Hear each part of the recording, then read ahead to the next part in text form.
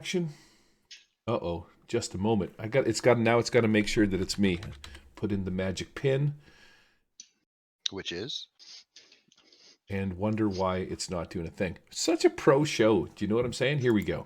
Wow.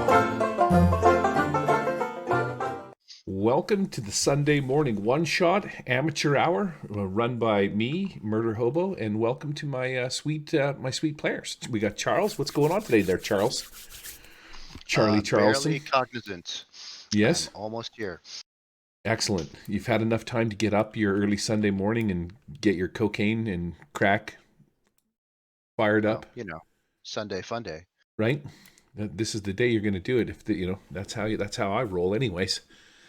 We got Corey Judd, Mr. Loft, playing Thazit. What's it like to have Thazit back in action?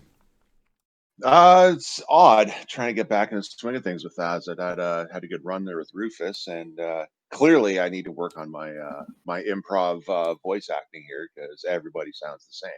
So. Yeah, I got to work on that. I'm getting there. I'm not quite the thespian I need to be for this game. Yeah, Thazit and Rufus sound a lot alike. Rufus was doing some stuff, man. That character was seeing some advances and getting some sweet loot. He got that flaming sword, and it's kind of sad to see that. He's still part of the guard. I'm sure there's a thing that we could do with him. And who else we got here? We got Pete from the Dragons Are Real podcast. Nobody cares about Pete. Moving on to. Sorry, buddy. I'm kidding. Just here for comedic effect, that's all. Is that what it is? Is that what you think you're doing here? Yeah, all set the piss. What are you doing on the Dragons Are Real podcast there, Pete? What's happening over in that general direction on the other side of the pond? I'm just reading the new Cortex Prime PDF came out from the Kickstarters. It's only about 2 years late, but it's in my hands now. All 300 megabit of the PDF. Wow. So I'm working my way through that. Wow, yeah. That's going to keep you busy for a while.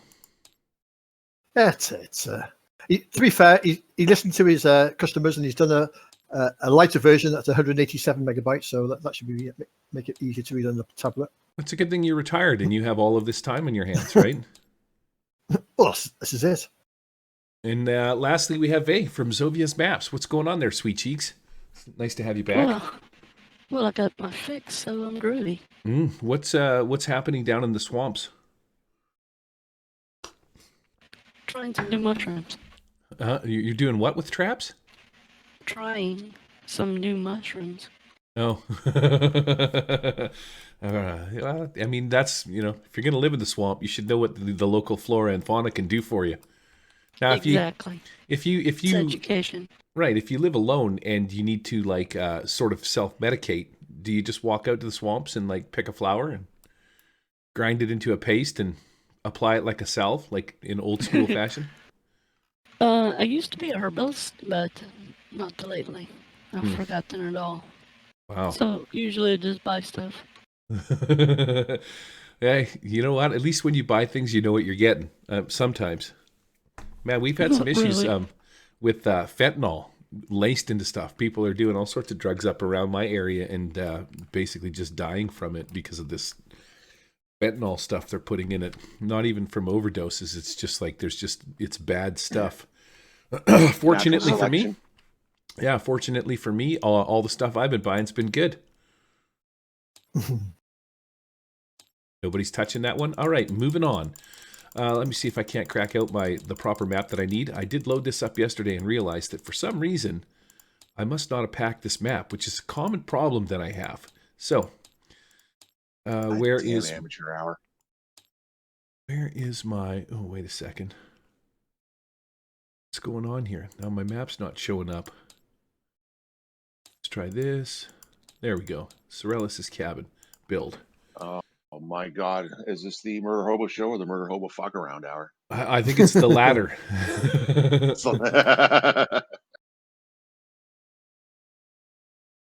Right, give it a second to load up, and we are going to right-click on this, F8, smash the 50 button, and we'll pick up Sorellis Greenleaf, and we'll pick it up from where we left off. So, all right.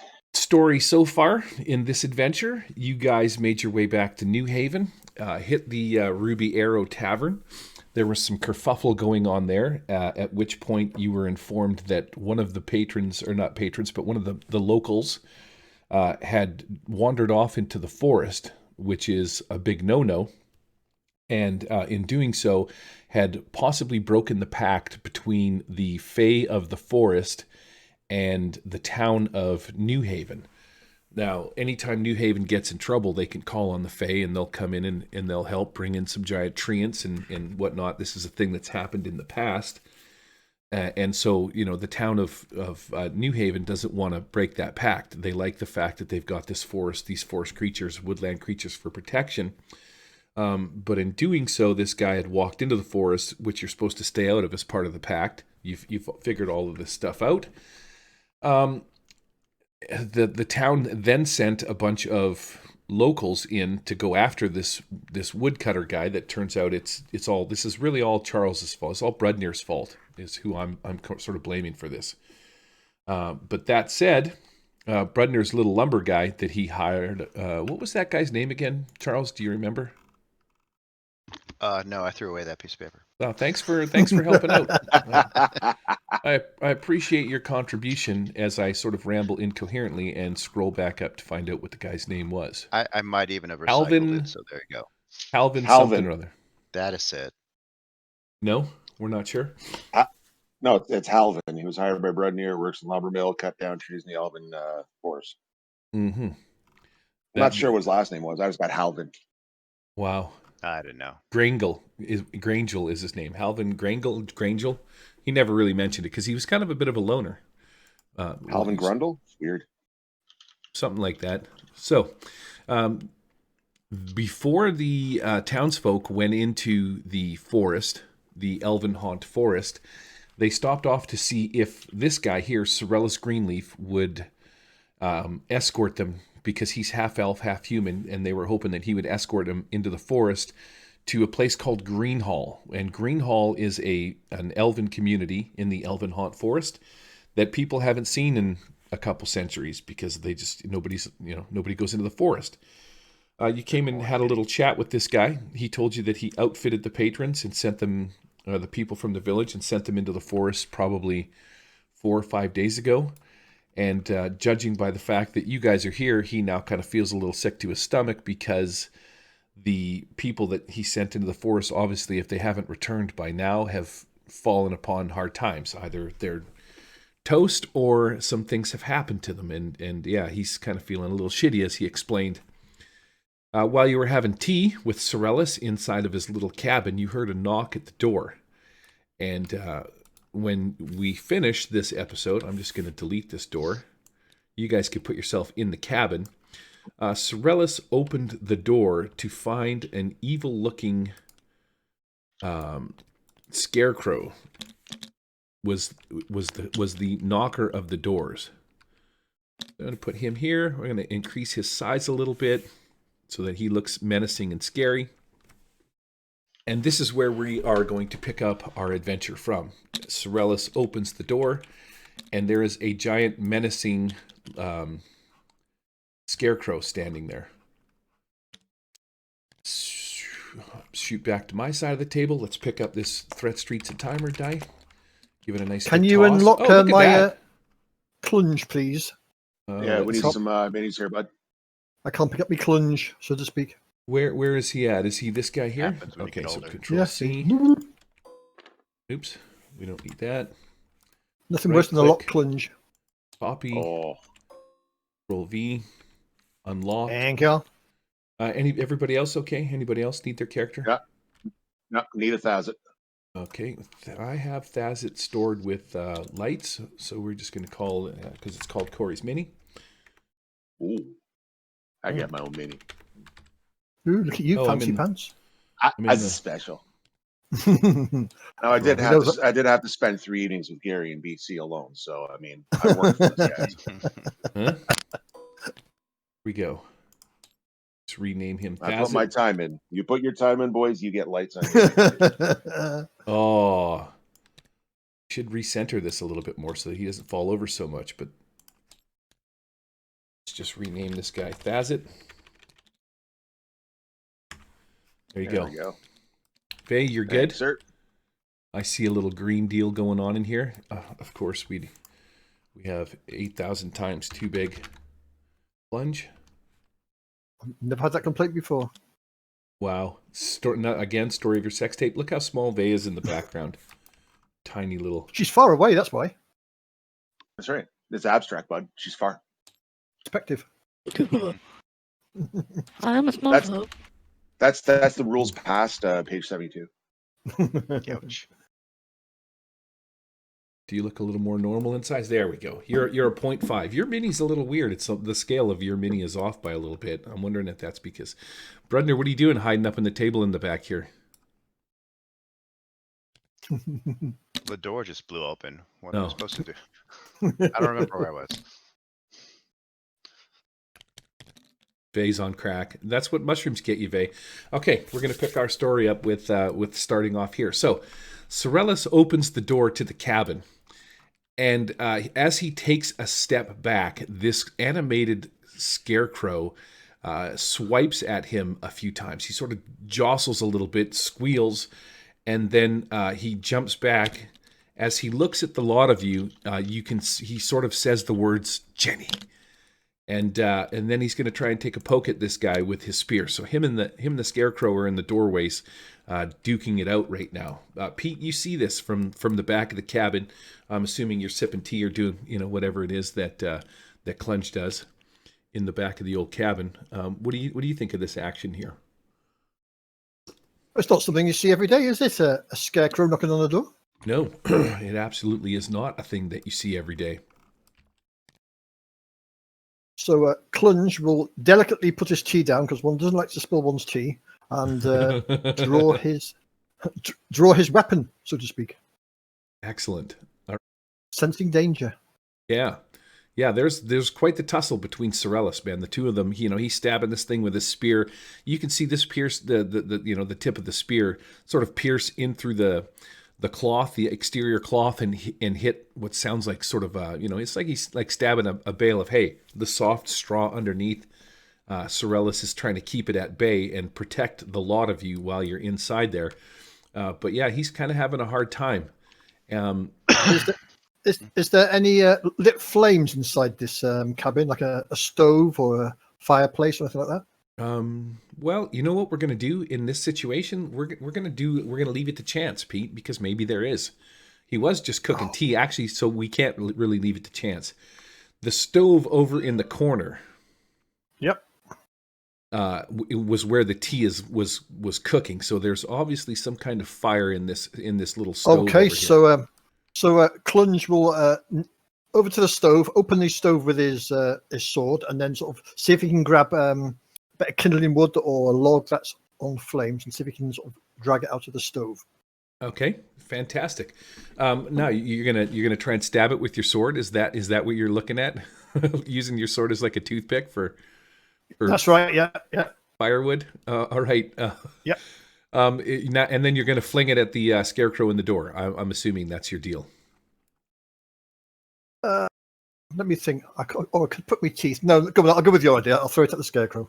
Okay, so then you just make me a dexterity check. You can flip the lid open, no problem. Sorellis is doing a good job of keeping the scarecrow at bay in the front door. You might want to call out to him, because there's a pretty good chance that you might smash Sorellis in the back of the head with a flaming log. I'll just as I sling it, I will shout, "Sorellis, duck!" And I don't Right. mean quack. Oh, Pete, that's fantastic. You are here for comic relief. There is no doubt about it, especially with that joke. All right, so your weapon, this log that you flick at this guy, it obviously it strikes him. It hits him in the chest. Embers and sparks fly everywhere. Let's roll some damage, just basic weapon effort.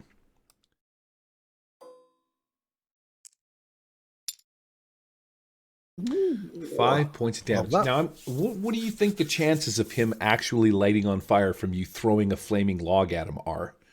It would hit him in the chest and fall on the ground.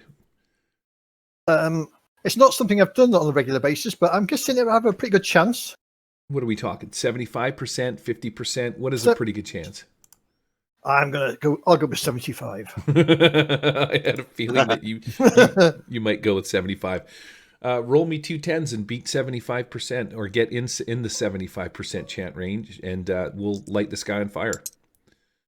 Come on, roll high. Oh yeah, baby. 38. Like my fire. 38%. All right, so skaboosh, this guy lights on fire. This makes the Scarecrow take a few steps back. You know, with all the stabbing and piercing that Sorellis is doing towards this guy, towards the Scarecrow, he so far has seemed a little bit unfazed. But as the fire starts to ignite on its dry body and send this thing smoking up a little bit, the Scarecrow takes a few steps back before he sort of fully engulfs in flames. You're going to roll, every time it comes around to your turn, Pete, you're going to roll double damage now because he's on fire. Yep. So we'll give you that. In fact, I think because he's going to be susceptible to fire, I'm going to allow you to roll ultimate damage on him. So you'll be able to hit him with weapon damage and ultimate as well for fire. Nice. Has somebody stolen the real Gary? Because he's been a bit soft on us this week. Well, you would think so, Pete, but, you know... Oh, I know. You've been with Eric. He's softened you up, hasn't he? Well, not really. There's just... there's this. You hear some scurrying from We didn't tell you along about that part. the forest edges. You can have your ultimate damage on the Scarecrow. Here comes this thing to fuck you over. Yes. So you can hear the Scarecrow. You know, it doesn't make any noise. It's on fire. It's crackling and making a bunch of noise. Your log is burning in the front of the cabin. Sorellis, he reaches down with his foot and he sort of boots the fire out as he looks over at you, and he gives you the thumbs up, like, you know, well played, sir, well played. Actually, you know what I got here, Pete? I got a little extra for you because I believe, let's see, is this the one that I want? Sure, that works. Oh, nice. Look. Oh, jeez. Scarecrow is on fire. I don't know what you did, Pete, but you're the new hotness today.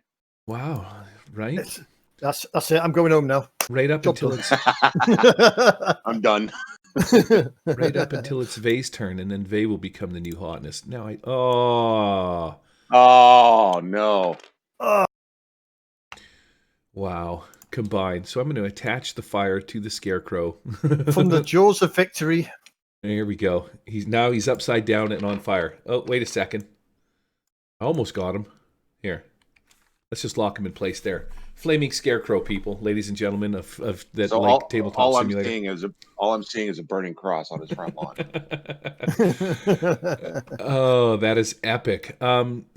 Vay, where's your character inside here? So I know that you're doing a little bit of a tumble in the back. You're sort of falling up and down, like a drunk lunatic in the back there.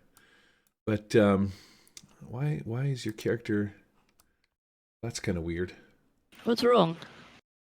She doesn't have a name on her. Mercy does not have a name. So I'm going to put Mercy on this thing over here. And then I'll write it on there. What is Mercy doing while all of this is in play?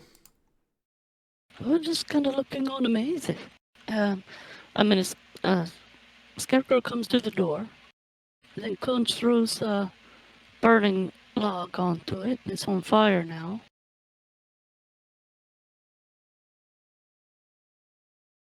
Where is? Guess I'm gonna go with the flow. Can I still see it? Yeah, absolutely.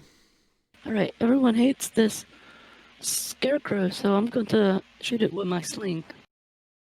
All right, blast away. So you're going to make me a dexterity check. Bad rolls will hit Sorellis in the back of the head. There's a good possibility because he is in combat with this thing. Right? He's kind of an asshole. Nobody really likes him anyway. Couldn't agree more. I mean, I always roll bad. Oh, I actually didn't.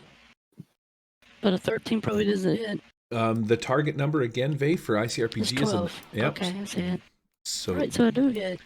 Roll some weapon damage and tell me a story about what you do.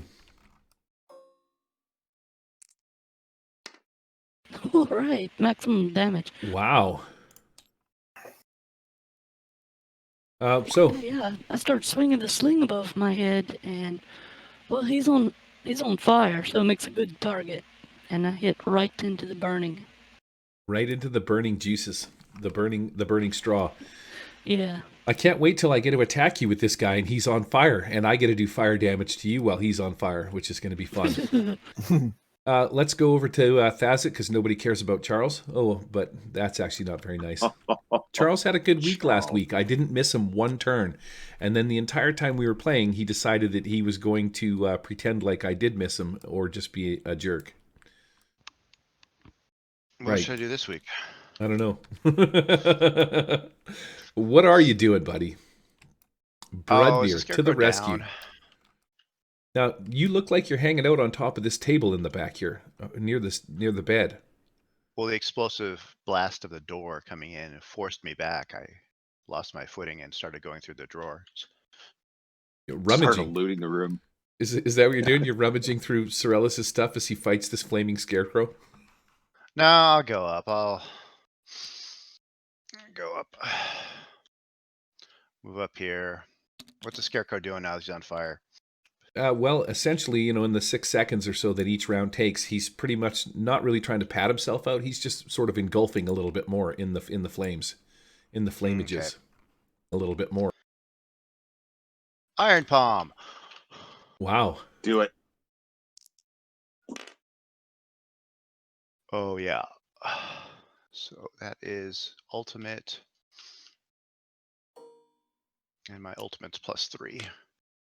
Oh, that was on the 10. Oh, So 4 points of damage. Wow. Describe what that sort of fail looks like there, pal, with your I gigantic don't know. 1 point I don't of hit damage. stuffed animals a lot. That's kind of what it's like. I'm punching a pillow, except it's stuffed with straw. Geez, Lame. just picture you're punching Thazit. You'd have done more damage.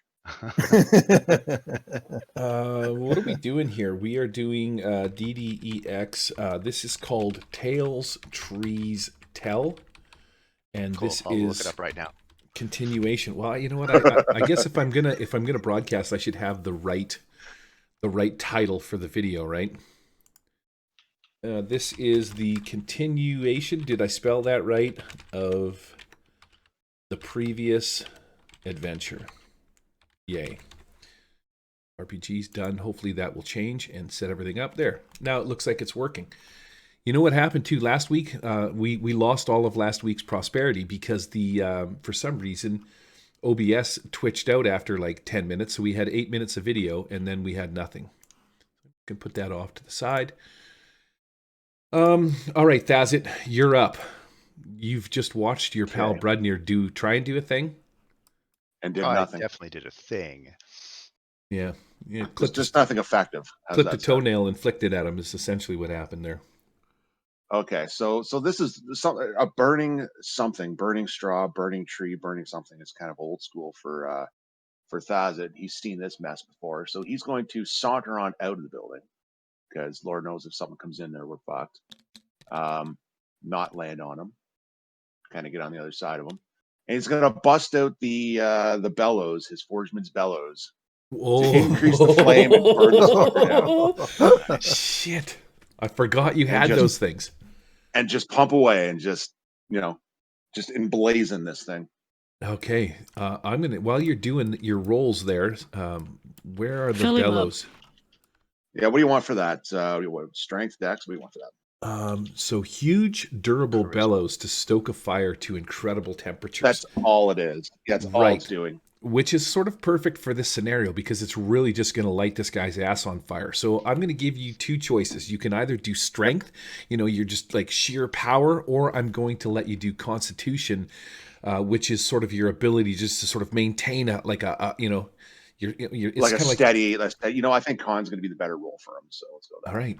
Now, did old Thazit take a shot to the? No, he took a shot to wisdom. He did not take a shot. Took a to shot to about everything. I think that's going to be a huge fail. But because it's awesome, I'm going to flip a coin into that. Oh yes, it is. It is spectacular. All right, I'm going to steal your hero coin. And 9, 10. Nope. it was, As it shits the bed. it was Next. almost a 10, buddy. It was almost a 10. That was a non-heroic attempt. Yeah, well, I got to follow in Brodnir's steps. Hey, I did some damage. Come on. You did though. As you come outside and sort of, push past Brednir and past the flaming scarecrow that's out here, you hear some rustling coming from behind you. You get a little bit distracted by this rustling, and you're starting to squeeze these bellows, but out of the corner of your eye, you see this weird-looking vine creature sort of come out from behind the trees. And as it makes its way towards you, you'll notice that he's got some compadres that are coming as well. You see, you see Robert Plant, the vine creature, Woody Allen, the other vine creature, Oh no, George Jesus. Bush, the third vine creature, and this poor bastard does not have a name over here. I don't know. Somebody was a giant letdown, but 3 out of 4 is pretty good. Who did that for me? Who would do something like that? Rude. Who was going around messing with the GM assets? Come on, guys. Yeah, Rude. It's come supposed to on. be a professional Pete, gig here. that is frickin' pure genius, my friend. And if that was you, I'm giving you the hero coin for doing that, because that's actually pretty damn funny. Okay, the giant scarecrow that is now on fire, it turns its attention towards Brednir. He's taken a few steps back out of the cabin, and Brednir, being that you're the closest and it's on fire, it doesn't really care. He's going to take a swipe at you with its sort of, not that it matters. It's just a random swipe. It's so engulfed in flames that it doesn't actually make any contact with you. He reaches out to me, and the bellows air just pumps his arm out of the way. Wow. Creature number 1. This guy over here, what's his name again? Robert Plant. You see this creature sort of standing back over by this tree a little bit. He's doing a thing with its sort of viney arms as they make these weird, almost sort of magical gestures in the air. And out of the ground pops this root. We're going to call this thing like a grasping vine. And this grasping vine, Thazit, pops up out of the ground and is going to try and wrap around your foot. So I'm going to make a dex check on you to see if that I cannot grab you with this thing and hold you in place. Wow, that is a duff. But that's okay, because not only is there this one, there's one for Charles, too. There's this one. Do-do-do. Charles is, let's shrink this one down. He's a little bit smaller so that he could fit over here somewhere. But this tentacles coming out of the ground. Do you feel like Gary wants to play 50 Fathoms? Right? That's probably going to be next on the agenda. Let's roll and see if I can't grab onto Charles with this guy. In 2 hours. Oh, Jesus. That's a frickin' 10. This little Ivy League, fantastic. He walks up here, twitching. With every step, you hear the sort of the crunch of dry grass and dry twigs as these two guys walk towards Thazit. You notice that they're coming around the backside. They're not interested in going anywhere near the flaming the flaming scarecrow, but they're going to come up behind the two of you. And Ivy League and George Bush here are both going to make like these thorny, viney, branch-like attacks on Thazit. Do it. Oh, double 12s? 12 and a 12. What's your armor class? Nope. Oh, it might be. I don't know. Hold on. AC of... Oh, that's a 12. You got me. Yes. All right, so these things with their long, raky, thorn-covered tendrils are going to hit you for a combined total of 6 points. Got it. My threats, treats, and timer die is on 1, so when it comes around next time, there's a thing that is going to happen. That puts us over to Pete. Pete, you got a whole new arsenal of enemies here on yes, on Clunge. But Clunge is unaware. Clunge is still in the back here. You can just hear some scuffling going on outside. The noises that are coming from outside make you well aware that there is extra stuff going on, more than just this scarecrow. Okay, so Clunge is going to burst out of the building, all dramatic. Bloop, bloop, bloop. He'll sort of push past the flaming scarecrow, and I suppose he'll have a shot at one of. I'm going to go for the grasping vine with his rapid crossbow, and see if he can shoot the grasping vine that's on Fazit.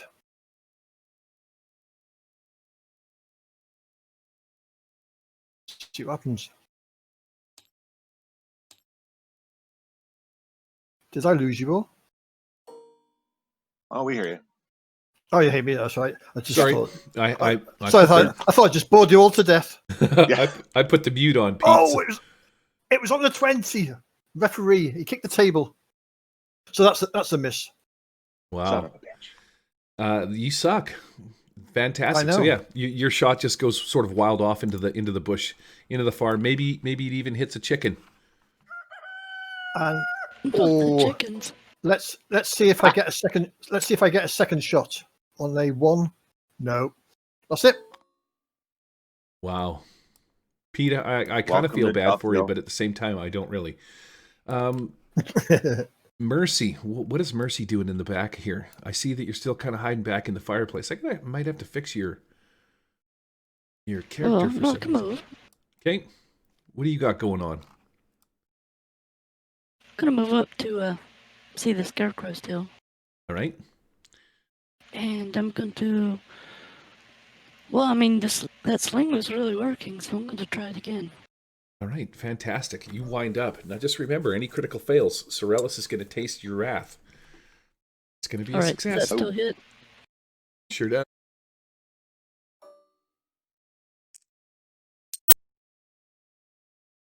Oh, Just a love tap this time. yeah. Just a touch of a love tap. He doesn't even notice the fact that you've just sort of pelted him with some kind of... What are you flicking at this guy? Rocks?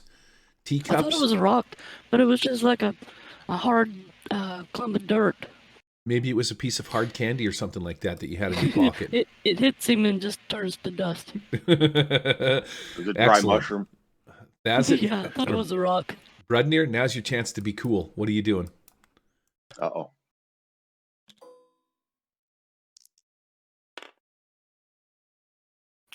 Oh, there you are. Why? Why does he always crit fail when he's near 1,000? Fuck around.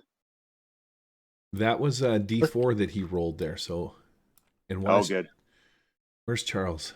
He's got no audio right now. You're muted, stupid. God, No, I was just thinking. No. Let's see. Those tendril guys aren't near me, but the tendril is. Or is it up in the air? Bereft of life. Let's shrink it down and make it look a little more reasonable. Oh, I'm still gonna draw my sword and attack Scarecrow. Right? Boom. It's a solid 4. Yeah. What happened Yeah. there? Well, I was so shocked by my iron palm not powering up for the second round that I drew my sword impulsively and missed. So I guess I'll move now and ask Greenleaf what he's doing. Your porch is on fire. Yes. Sorellis Greenleaf walks outside. Well, he's gonna take up a little space right in front of the doorway. He's kind of protecting his house a little bit. I got quite a bit of stuff going on in the front door here. Let's turn him sideways so he ends up something Usually like it's this. the back door you got a lot of stuff going on in. Ooh, wow, stiff humor. But you know what? Yep, That exactly. sir is probably going to get your ridiculously not funny ass a hero coin. I gotta make sure that I give one to my. Oh no, never mind. Faye's got 2 secretly lined up in a position that I couldn't see, and I'm taking that away. How's everybody's got some hero coins, but there's not much heroic action going on. I'm gonna delete these 3 that are sitting over on Rufus's character because I don't trust. How do I use those? So you can spend them at any time. In ICRPG, you have 2 things that you have to know about. There's sort of 2 roles. You have attempts and you have effort. Anything that you do is called an attempt. Any roll that you make that requires an ability trait or any of that kind of stuff are called attempts. Like doing damage. Yep, and then effort is basically all your damage, how much oomph you put into it. You can use your hero coin to roll a d12 and add that number to any attempt or effort that you have already made. Oh, okay.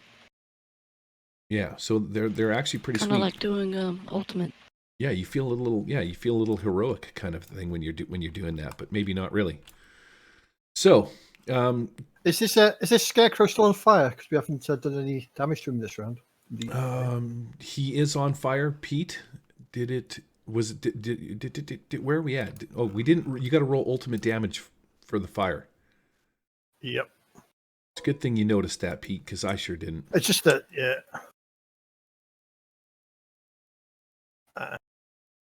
Wow. There we go. An extra ultimate 5 points of damage as this thing sort of lights on fire. Okay, cool. Brednir, you suck and didn't really do anything, which is awesome. And so that puts us over to the mighty Thazit, the mighty magic I user. furthered the narrative and developed my character. I'm sorry it's all attack for you. Well, we did Called immersion. We did a lot of role playing last time, so this time's going to be sort of damage intensive. Perfect. If Thazza does a quick scan around, does he see a because it is a farm? Does he see a pitchfork kit sitting around?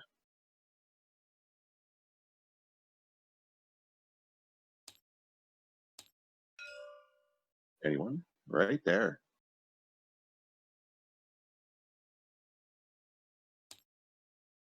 Any audio? Anyone? I can hear you. Yeah. I mute myself There so you you are. can't hear me slurping my coffee, and then I forgot to unmute myself. Wow, I Did tell you? you, man, I'm the consummate professional when it comes to streaming. Yeah, there is a pitchfork. In fact, there's one leaning right up against the fence, and then there's probably one over here in the garden area somewhere. Okay, so perfect. So if it's one against the fence, I think what Thazit's going to do, he'd like to come over here, grab it, right? Mm-hmm. Stab the scarecrow, and then fling it at the vine monsters. Ooh, wow.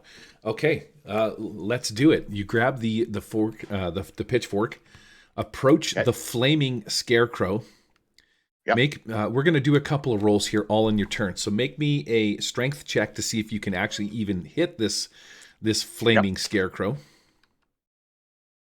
That's going to be a success. Now I'd like you to make me a strength check because you don't know how heavy this thing is. I know that it's made of straw, but there is a big stick in there. Let's see if you can lift this thing up. Oh. 9. Nope, it's time for this thing. We're using it. And that's where the hero coins come in. Oh, it almost landed on a 1 again. Okay. There we go. All right, this is fantastic. I see a story developing in this roll. You scooch this thing up out of the ground, raise it up after much strenuous heroicness, and now you're going to try and fling it at what? At who? At Ivy League or at George Bush? Hey! Yeah, I got to pick one. Let's see here. Who's this guy here? Come on. Yeah, just Ivy League's fine. Okay. Make me a deck to throw this scarecrow at this guy. Got it. Gotta yell at my dog here for a second.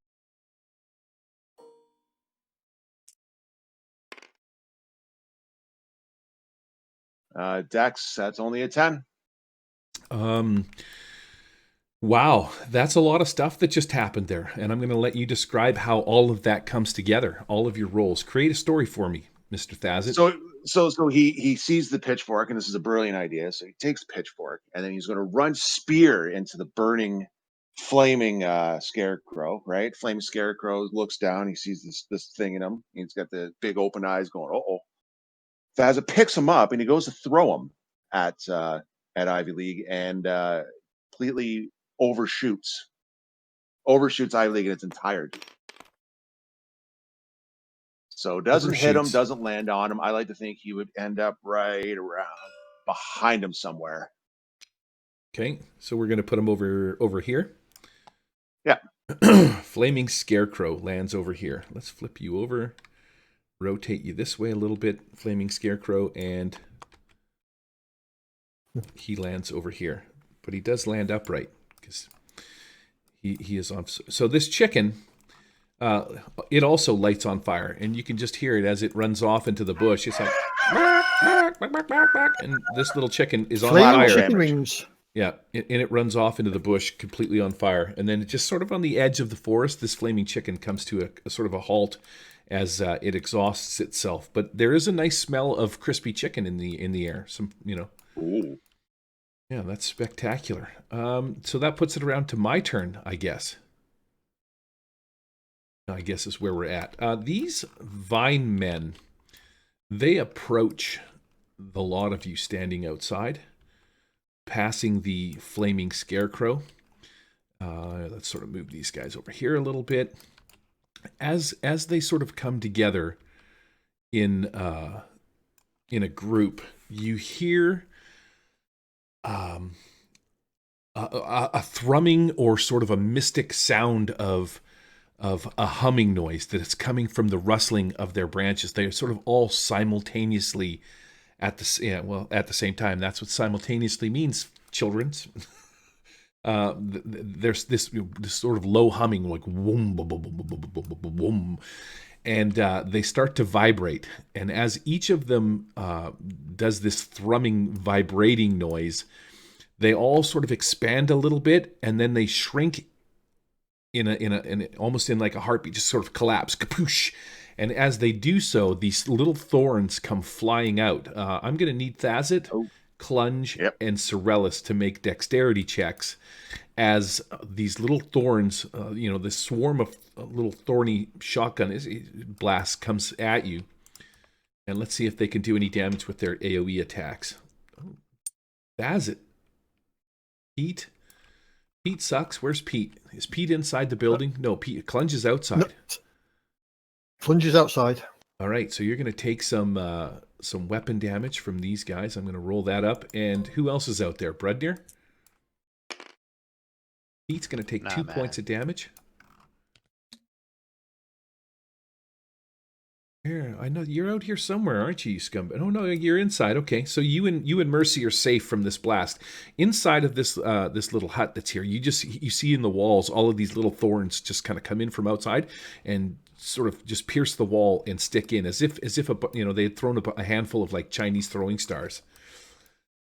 Fortunately, let's see what happens with Sorellis. I got to make a roll for him because he might take a full-on blast here. He's going to make a dex check and see if he succeeds. Oh yeah. Not a problem. He's well aware.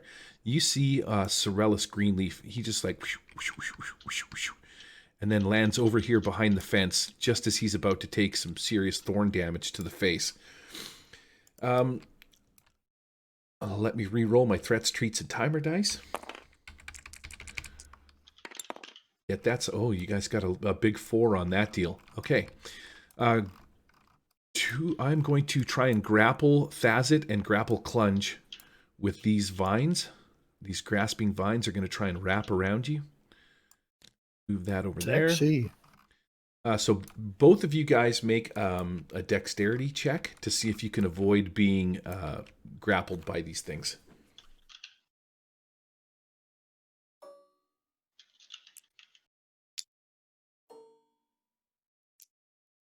No. Nope. Excellent. All right. You guys are now fully entangled in these vines. As they wrap around your legs and make their way up your body and stuff. Come on. Attach that to Pete. You can feel the thorns that are on these things sort of just rake your flesh open inside of your legs. These things... we'll take the first one's for Clunge and the second one is for Thazit. So Clunge, you take 4 points of slashing damage, and Thazit is going to take 3. Now these vines have wrapped around your legs and they're pulling down on you. Oops, I hit my mic there a little bit. And in doing so, they've sort of like raked open bloody wounds along your legs. The thorn beasts that are here, they can sense that you've taken some damage. It's almost as if they, in a fit of, bloodthirsty rage, they all get a little bit excited. I'm going to send Robert Plant. He's going to hop over the fence, and he's going after Sorellis. George Bush is going to bypass Thazit, and he's going to make his way into the house because he's fully aware that there is people in here. He can't fit through the door. I'm going to put him right about here. So he's looking inside. And this guy, which is Ivy League and Woody Allen. There we go. Okay, so Ivy League, let's see what happens with Ivy League. I'll just roll Pete's dice so that I can keep track of what's going on here. Ivy League lashes out and makes like a claw-like attempt to smash Thazit. That is a complete miss. Woody Allen is going to slash at Clunge. 9 is not going to hit your armor class. Nope. The guy that is outside the door does sort of like a whiplash attack at Brudnir. Does 10 hit your armor class, Brudnir? I don't think so. No. So yeah, he's standing outside the door with these long, viney, tendrily arms. Or he's trying to reach in and wrap onto you so that he could pull you outside into the fray. And last but not least, we've got Sorellis. Mercy is being spared the advances of these guys. Ooh, Sorellis takes some damage. You hear Sorellis scream in pain. A whopping 5 points of damage as this vine man wraps around his throat and lifts him up off the ground. He's standing there, like, ah, ah, ah, ah. And poor Sorellis is he's taken the brunt of the beats on this one. And the Hey, last, can you make that sound again? Because that wasn't disgusting. okay, well, as long as it did its effect. The flaming Scarecrow man, paying no mind to the thorny dudes, is going to come in and he's going to try and get fresh with Thazit. See what I got on the go here. He's going to try and grab onto you and squeeze you in like a Scarecrow big sort of hug. Does that 11 hit your armor class? I think that's a fail. Yep, that's a fail.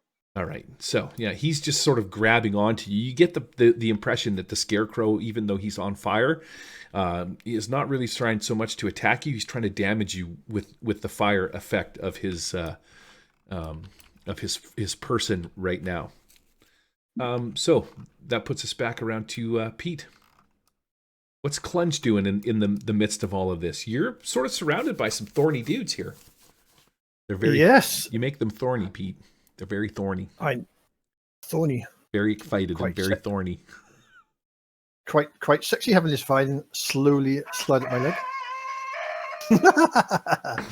So I think he's going to try and, as he's trying to spear the Ivy League, or Woody Allen, he's trying to spear Woody Allen, and at the same time sort of try and sort of unentangle his leg around the... Put a little music on for you. Just kidding. Oh. As he tries to get the grasping vine off his legs, so he's like shaking, a bit like shaking a dog shagging your leg. He's trying to shake that off while at the same time spear the Woody Allen. Okay. You're going to have to make a strength check to remove this grasping vine from tearing at your leg. Okay, on the +4. Ooh, that's So that'll be 11. Yeah, no, that's not going to do it. Are you feeling heroic, So Pete? I'll spend a hero coin on that one. Okay, you don't even have to roll because you can't roll lower than a 1. So that'll be a success, right?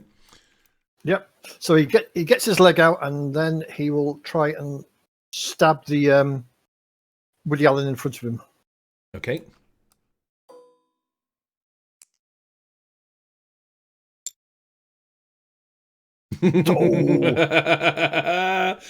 Oh man, that is fantastic. As you go to stab him, this little chicken, he sort of gets in the middle of the way, and I think you end up stabbing this poor little chicken here. So I've got a chicken on the end of my spear. Is that what you're saying? Is it? That's what I'm saying. Yep. Yeah, cool. That's his chicken death throw that you just heard there. I gotta chicken on a stick. Screenshot of this bad boy, but I'm trying to find sort of a good angle here. Maybe I need to pan out a little bit. Print screen. There we go. Okay, we got a good screenshot going on there. Mercy, you're in the back. What's going on? You see this little viney guy standing in the George Bush. He's got his eyes set on you and Brudnir inside the little cabin. Yeah, is he blocking the door? He is. Yes, his gigantic viney form as he sort of reaches in, sort of takes up and encompasses the door. You see parts of his rib cage and parts of his legs sort of grabbing on as if they're like their own little hands, and he's holding himself in place as his long viney arms shoot in and try and wrap around Brudnir and drag him out of this place that you're in. Okay. Could I fit through this window? Oh yeah, hell yeah! You can just kick that thing right open, and you can dive out. You can do whatever you want. I'm gonna do that. I'm gonna leave the building. Okay. I feel like people outside might need some help. Yeah, put yourself on the outside. You can even hop the fence if you like. All right. You end up over here somewhere? Fantastic. Right by the water tower. Now, I got this spell called Storm. It's everything within far range blasted. Mm-hmm. So what's the mechanics of that? I know far is outside of the banana range, right? Yes, it absolutely would be. So the 3 stages of range for ICRPG are close, which is melee combat. That would be sort of anybody that's immediately around you. Close is going to be within banana distance. Generally, that is like 6 inches. So if we sort of put the banana over top and then just kind of rotate it around you, you're looking at sort of this area right here. Generally, it's Right. 6 That's inches near. around you. That's going to be near. Far Right. is outside of that. So I would say that the only person that might stand a chance of not getting hit by it is going to be George Bush. Because he might Well, be that's an hit- area of effect, though, right? Yes. It's not a Yeah. distance. What I'm asking is, is it a cone? It says blasted, so is it like a targeted AOE? No. So where's my, The spell's called Storm, yeah. page 45. Right, so if I take this and I drop it over top of your character and I spin it in a circle, anything outside of 6 inches is going to take damage. See what I'm saying? So Okay, all around me. Yes, anything that's 6, 7 inches away. Actually, yeah. So you would hit basically from where you're standing. You would hit everybody. But again, you can target the storm to not hit your friends. Maybe you can't. Maybe I should look into that a little bit. Let's see what storm actually says. Does it hit foes? It says everything. All right. This is everything with the blast. Do it anyways. Yeah, I don't know. I'm thinking you might have to sacrifice everything within far range blasted with the hail for magical damage. Okay, it does say everything, so you're going to hit everybody on the map. If you succeed, will take magical damage. Do it. All right. Well, I wasn't necessarily going to do that. I just kind of wanted to figure out how the mechanics works on that part. Okay. Do I have templates, area templates? Now these templates might not work. Just carry on, and I will figure a thing out here. I'm doing a side thing while I'm waiting for Veda. Do a deal. There's a cone template.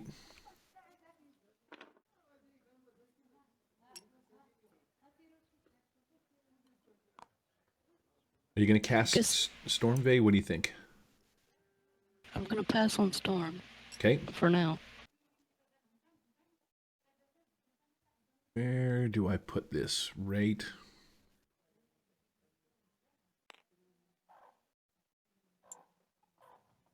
Fate over Mercy. Let's lock that in place for a second. I even have another template. Oh, this one would actually even be, well, that's not that good. Okay, so you're passing on Storm. Have you got another plan? Yeah, I'm going to attack the George Bush. Okay. Yeah, I can't just hit him. All right, I'm gonna hit him with the sling for now. I think this is the easiest way that I can represent it. You see the circles that are underneath your feet? So the inner circle would be close. The outer circle should actually be a little bit bigger, right? Anything within 6 inches. That's going to be your... Gotcha, yeah. Right? And then anything outside of that is far. And those are the 3 range effects of our ICRPG. Okay, I appreciate you explaining that. I was just curious about the blast thing. So you're going to... How What are you that doing? works. You slinging? So, yeah, I'm gonna hit George Bush with the sling. Okay. And miss. You're not feeling heroic, Vey? Not with that? No, not yet. Okay, your heroic is being saved. You could also call out to these idiots to get inside the cabin where they would be safe from your magical Yeah, I was attack. about to say the The hail would not affect anything inside. Yep. Yeah. So I mean, you could yell at them to get in the cabin while you take care of business like a true champion. It only does magic damage. I don't think it's gonna be that epic. Oh, fucking sweet. Okay, that puts us at Brudner. Where's Charles? Charles is alone in the cabin. Alone in the cabinet. Just like growing up. Mm-hmm. Come out of the cabinet, I Charles. guess. I'll follow Mercy and get out of the cabin. But you said there's a pitchfork somewhere over here in the field? Yeah, sure. There's pitchforks all around. Is that your game plan? Pitchforks everywhere. Yeah. It's kind of a motif. He's gonna head out and grab a pitchfork. Okay. Yeah, it's a Scarecrow farm. Where is it? Where am I? Right here. I moved you outside. Uh-huh. And then I will use my winged boots to continue moving towards the horse. Oh, towards the horse. I don't know when we stopped. We had horses. We didn't walk here. We're not peasants. I mean, you're a peasant, but sure, you can still have a horse. I am a business owner.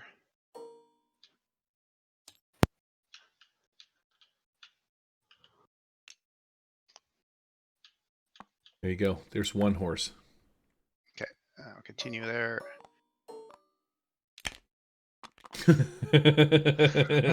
Are you trying to get on your horse? Yeah.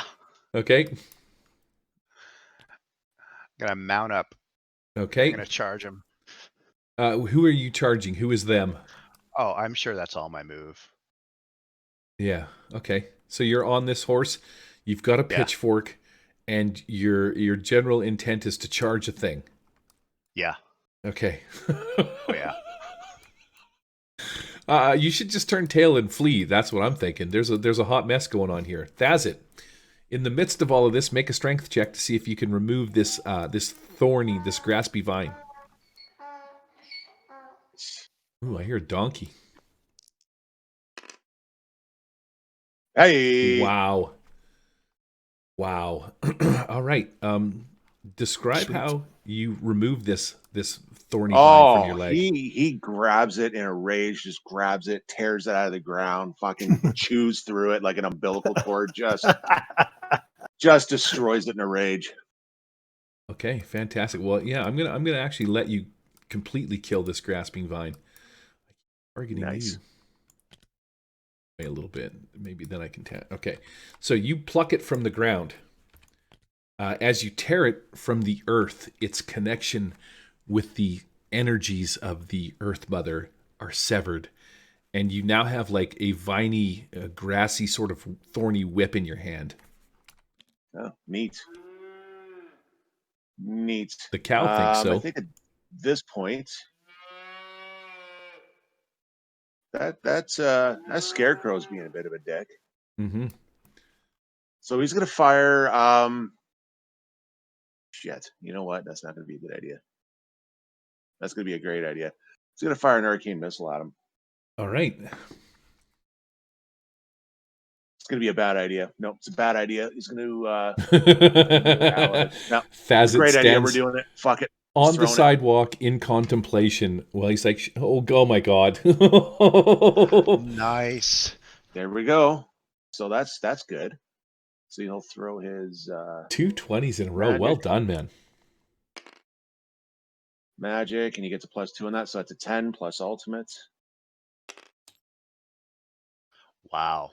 Perfect. Holy. Yeah, so that's a 22 damage to the Scarecrow. Okay. Well, yeah, you can describe over half of the damage taken now from a single blow.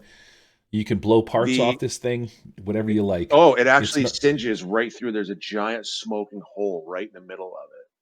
This big glowing blue smoking hole right through the middle, steaming out the backside. Wow. But unfortunately for you, though, the flaming Scarecrow is still coming at you. Oh, I know. I figured as much, but excellent. I never said it was a good idea. All right, I'm going to flip my rotation timer down by 1. And spell burn. Perfect. We have one grasping vine that is attached to Pete, I believe, to Clunge. No, he got away from that one. Oh, did you? Okay. Yep. It is going to slither its way over to Mercy. Kind of disappears under the ground and pops up at your whatchamacallit. Make me a dexterity check to avoid the grasping vine that pops up at your leg.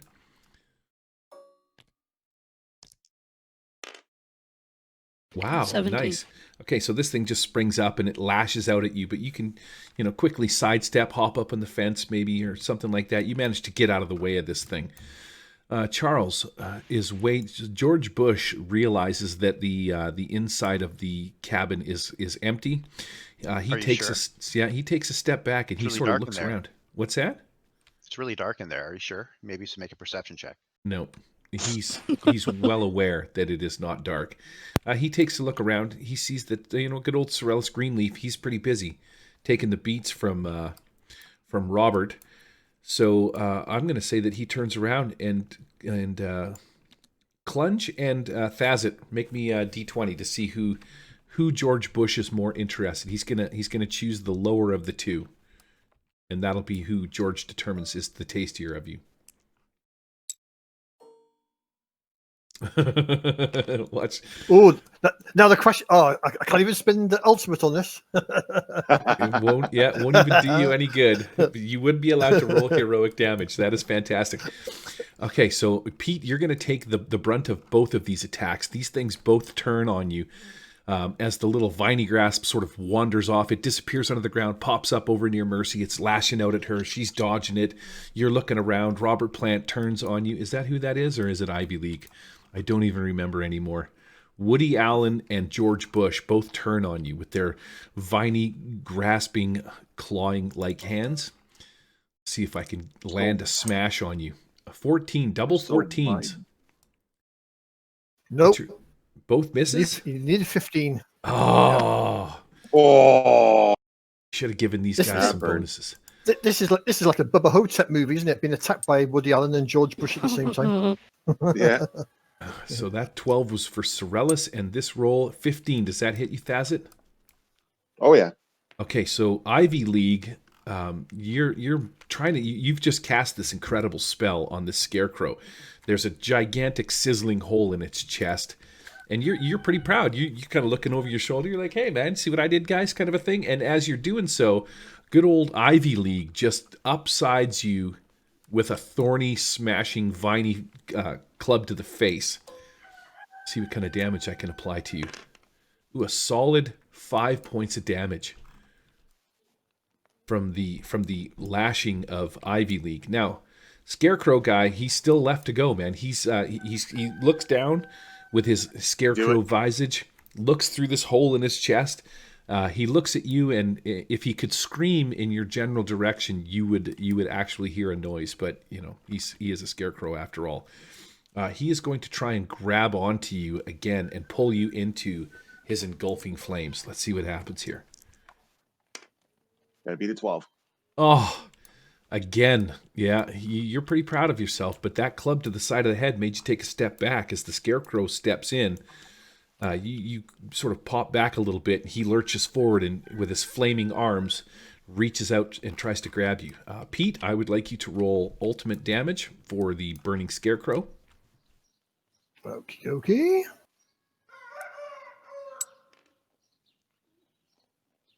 So the 6. Another whopping 6. You can tell that this Scarecrow is on its last legs. The material that is combusted is almost extinguished. There's a few trickles. It's more smoke than flames at this particular moment in time. But you are surrounded by 3 viney, grasping-looking creatures. It's like being at a party with me ex-wives. Right. They're all trying to pinch your. They're all trying to pinch your wallet. It's a good job. This is mainstream live. Right. Yep. Okay. Have fun back in court for blasphemy or whatever it is. So I'm going to. He's going to sort of hold his spear out, and he's going to sort of spin around, a bit like a tornado, and sort of try and sort of whack them all as as they close in on him. Sounds good. Mm-hmm. Do it. Do it. Fuck him up. Bloop, bloop. Oh, yeah, baby. Wow, nice. All right, so chicken on a stick smashes who? It takes out Woody Allen. Yep. Okay, roll some damage. So that will be that would be 4 in total. Wow. So yeah, really a whole lot of nothing going on there. And he's going to spend a hero coin and add an ultimate to that because Oh, times nice. are hard. Wow. Okay, where is your hero coin, Pete? I see it. And there's another 8 on top of that, so that's a total of 12 on him. Wow. Okay, Nice. so describe how you and your chicken on a stick kill poor Woody Allen. As he swipes forward, you can see the vine sort of gets stuck around the chicken, and it's a bit like a chicken with a nice flaming salad attached to it. And that is the death throw of the chicken. Haven't you got the death throw of a vine on there? No, it just sounds like. Oh, Wait a second. It sounds something like Sounds this. like a weed eater. I just found a receipt for something on my desk and I crinkled the paper. Hey, that's You- true. you got- That's you got- a that's some improv there, bud. yep. That's Yeah. pro. Tom Foley there. Good That's job. that's why I get paid the You big gotta dollars. You've got to keep Woody the vegans Allen as would happy. be proud of your production. You've got to keep the vegans happy as well as the meat eaters. Right? That's right. Okay. Mercy. All right. I have a question about the immobilize condition. Okay. What does that do in this game? Which spell is it? Freeze. Freeze. So freeze is under F. Emit a cloud of freezing cold to near range. Immobilize enemies for 1d4 rounds. I'm going to say that they won't be able to move their feet. Right? You stick them in place, but they'll still be able to use their arms. Emit a Right. They'll cloud, still be able to attack, just not move. just not move. Yeah. All right. Does it make it easier to attack them? These vines. I see what you're getting at. I'm going to say that yeah, these things would be susceptible to that. So if you cast this spell, if you're going to try and freeze these fine gentlemen, because they are plant based, when you reduce the temperature of the area, anything that they do inside once they're frozen is going to be a hard attempt for them to do. I'll throw that on top. Okay. For this round, I'm going to use the Healing Nova. Okay. You got to make me a, that's going to be a wisdom check, beat the table difficulty, and then roll magical effort. Wow. Oh, Oh, nice. Well done. All Double right, my magical magic's effort. D8 plus 4. So yeah, it's going to be 2d8. So there's 6. Because it's So double plus magical. 4, right? So it's double. So that's 10 You're... or 20. Oh, okay. Yeah, no, I see it. Yeah, I guess Bedmas. We have to apply those rules, don't we? So your double magical effort, I would say roll twice, but I see what you're doing. So you've rolled 6, plus your 4 is 10, doubled is 20 points of healing damage, or sorry, of healing, not damage, to all of the parties involved. Sorellis, man, he feels it. You see the wounds and on his flesh, the rips on his cheeks from the thorns and stuff start to mend. He feels invigorated. He's going to let out a bit of a, go team weed whacker. All right, I hold out my broom, the sweeping end towards each of the people and shoot out a bolt of healing to each. Nice. Nice. All right, so everybody gets 20 hit points back if you've taken some damage. I feel like that's cheating Wow. a touch, but that's okay. That's how this game is played. Brudnir, where's Brudnir? Oh, Brudnir's over on this horse. This is going to be rich, folks. What are we doing, Brudnir?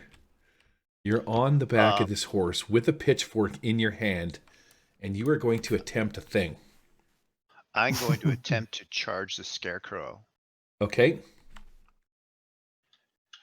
And I'm going to drive him into, if successful, of course, Mm-hmm. or not, because I'm doing it either way. I'm going to drive him into the Scarecrow and into this Plant. Who is this one? Robert Plant. And Okay. set him on Oh fire. shit! I see. Okay. So what do you want me to roll for that? Animal what, handling? What Wrong would game. animal handling be? Would that be wisdom? Wisdom. I think that'd be charisma, wouldn't it? It depends on what I'm trying to handle on the animal Well, I mean, in you're that situation. yeah.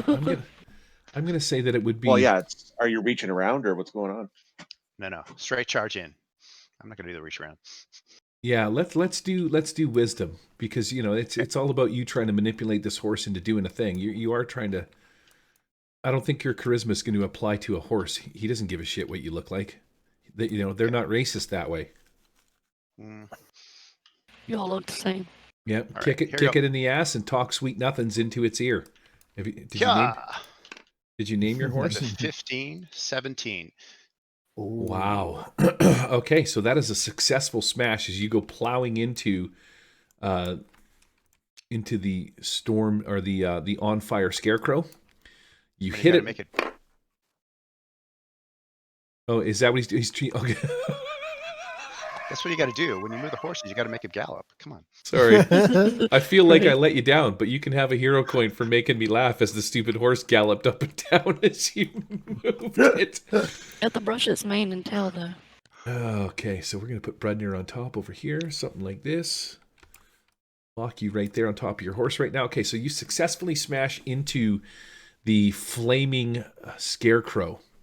As you pierce it with your what the fuck is that thing called? Your pitchfork. Steely eyes. Yeah, with your steely eyes. As your pitchfork penetrates it, roll me some weapon damage.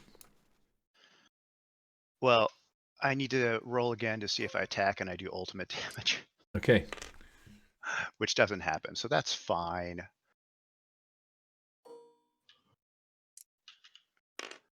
This +2, so +4. 4 points of damage. Okay, so as soon as your pitchfork penetrates this Scarecrow, this flaming Scarecrow, the last sort of burning embers puff out.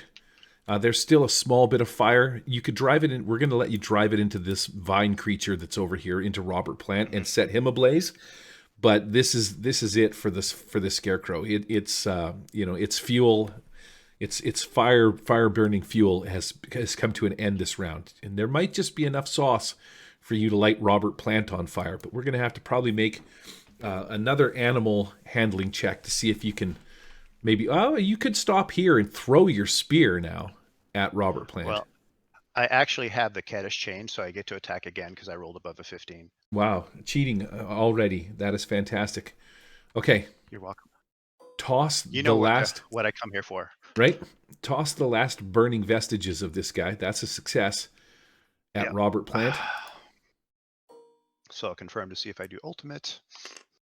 And I do.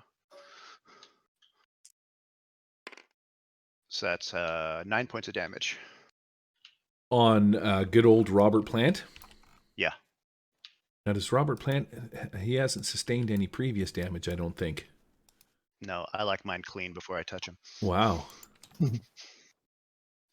My dad always told me that losers can't be choosers, so I take them however I can get them. Yeah. 9 points of flaming damage. All right, so Robert Plant is now going to officially be on fire, I think. I'll move the fire emblem over here. Robert Plant squeals. His long viney arms start trying to pad out the fire. He knows he's done for, though.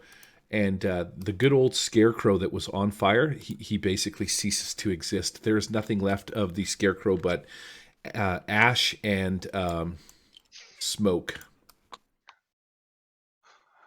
Well done, sir. That's it. That was pretty glorious, buddy. I don't know how you're going to top that. I don't know. Oh, I don't plan Roll on it. one. I'm just going to roll one. Yeah, that's exactly what it's going to be. Fazit is, you know what? Let's go with what's worked for him. He's going to back up over here. Yeah, right around there. And he's going to fire that Arcane Missile again at... I thought you were going to run away because that always works for him. Oh, that's... yeah, he's not that smart, though. He always sticks around. That or dying. Yes. Really good at that. Nope. Giant tough. Yes. As predicted. So you run over here and Yes. cast a spell. Oh. Now, what spell was He that? runs back. It was the arcane missile. So he runs back and he's got his rune, which is glowing, and it actually blows up in his face, kind of like remember the old Tom and Jerry cartoons where the bomb went off, Mhm. and their face all of a sudden it was that visage of Mammy from back in the day. Right, blackface. Exactly that. Roll. I'm going to let you roll your own damage. Roll damage against yourself as Let's you do it. sort of Let's do it.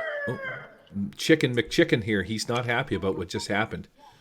Perfect. Wow. Sadly, Oh, only, yeah. only a one for you. Wow. Got to be consistent with my ones. You rolled 2 20s back to back, and now you rolled 2 1s.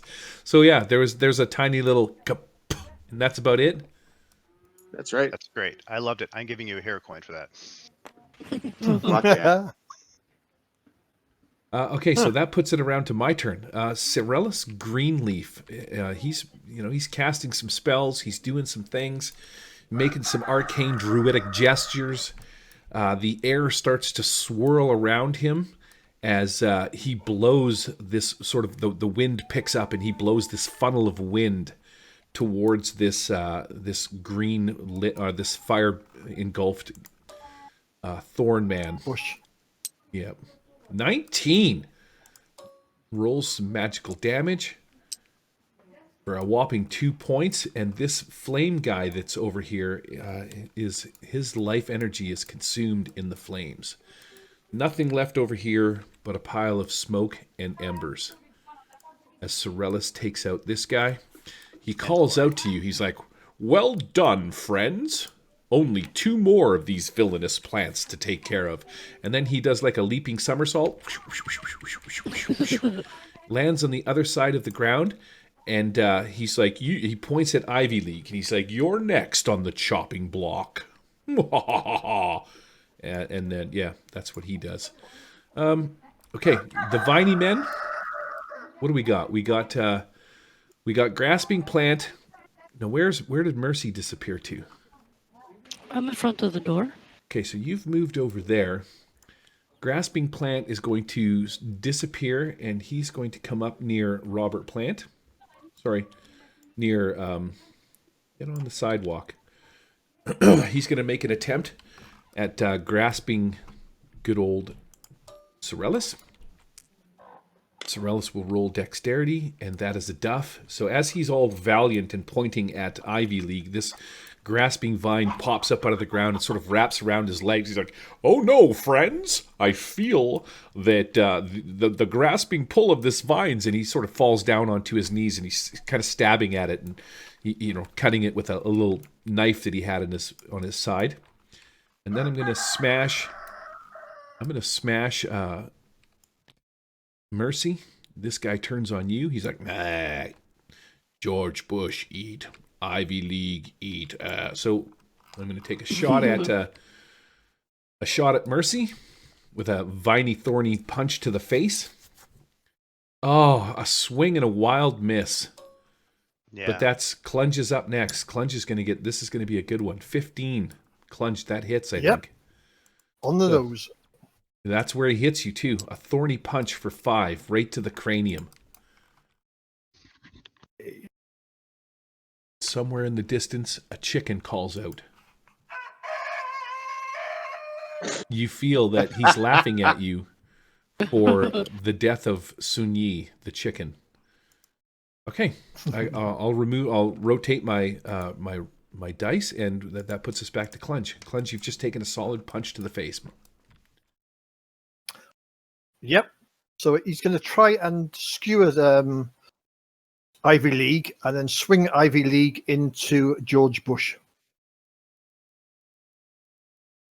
Okay. There's a lot of swinging these guys around. Like you're trying to pick up grown men and move them from point A to point B. And that's with my +4. That is going to be a. Huh? Is it He's 12, like, isn't it? "Nope, Yes. Watch me That's gonna be dodge. Check me dodging. Check me dodging. Ooh, dodged it. Duck and weave. duck No? and weave. Okay, so you hit him? Yep. All And right. I'm going to swing him round Okay. and try and throw him into. So let's do a dex check to see if I can swing him round. No. So I skewer him anyway. Okay, roll some weapon damage. For 8.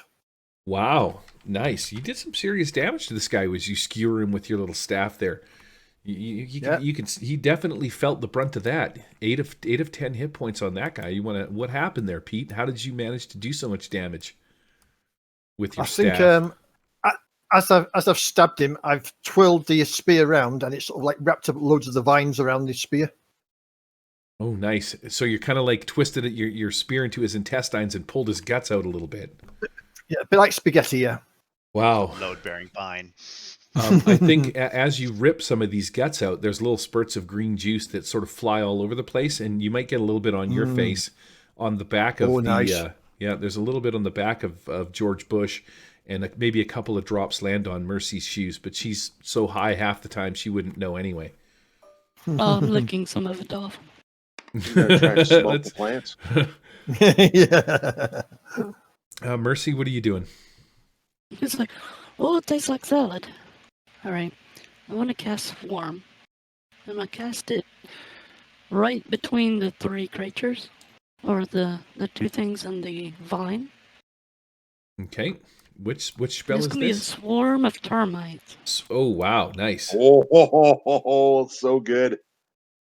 All right, let's see if this roll works.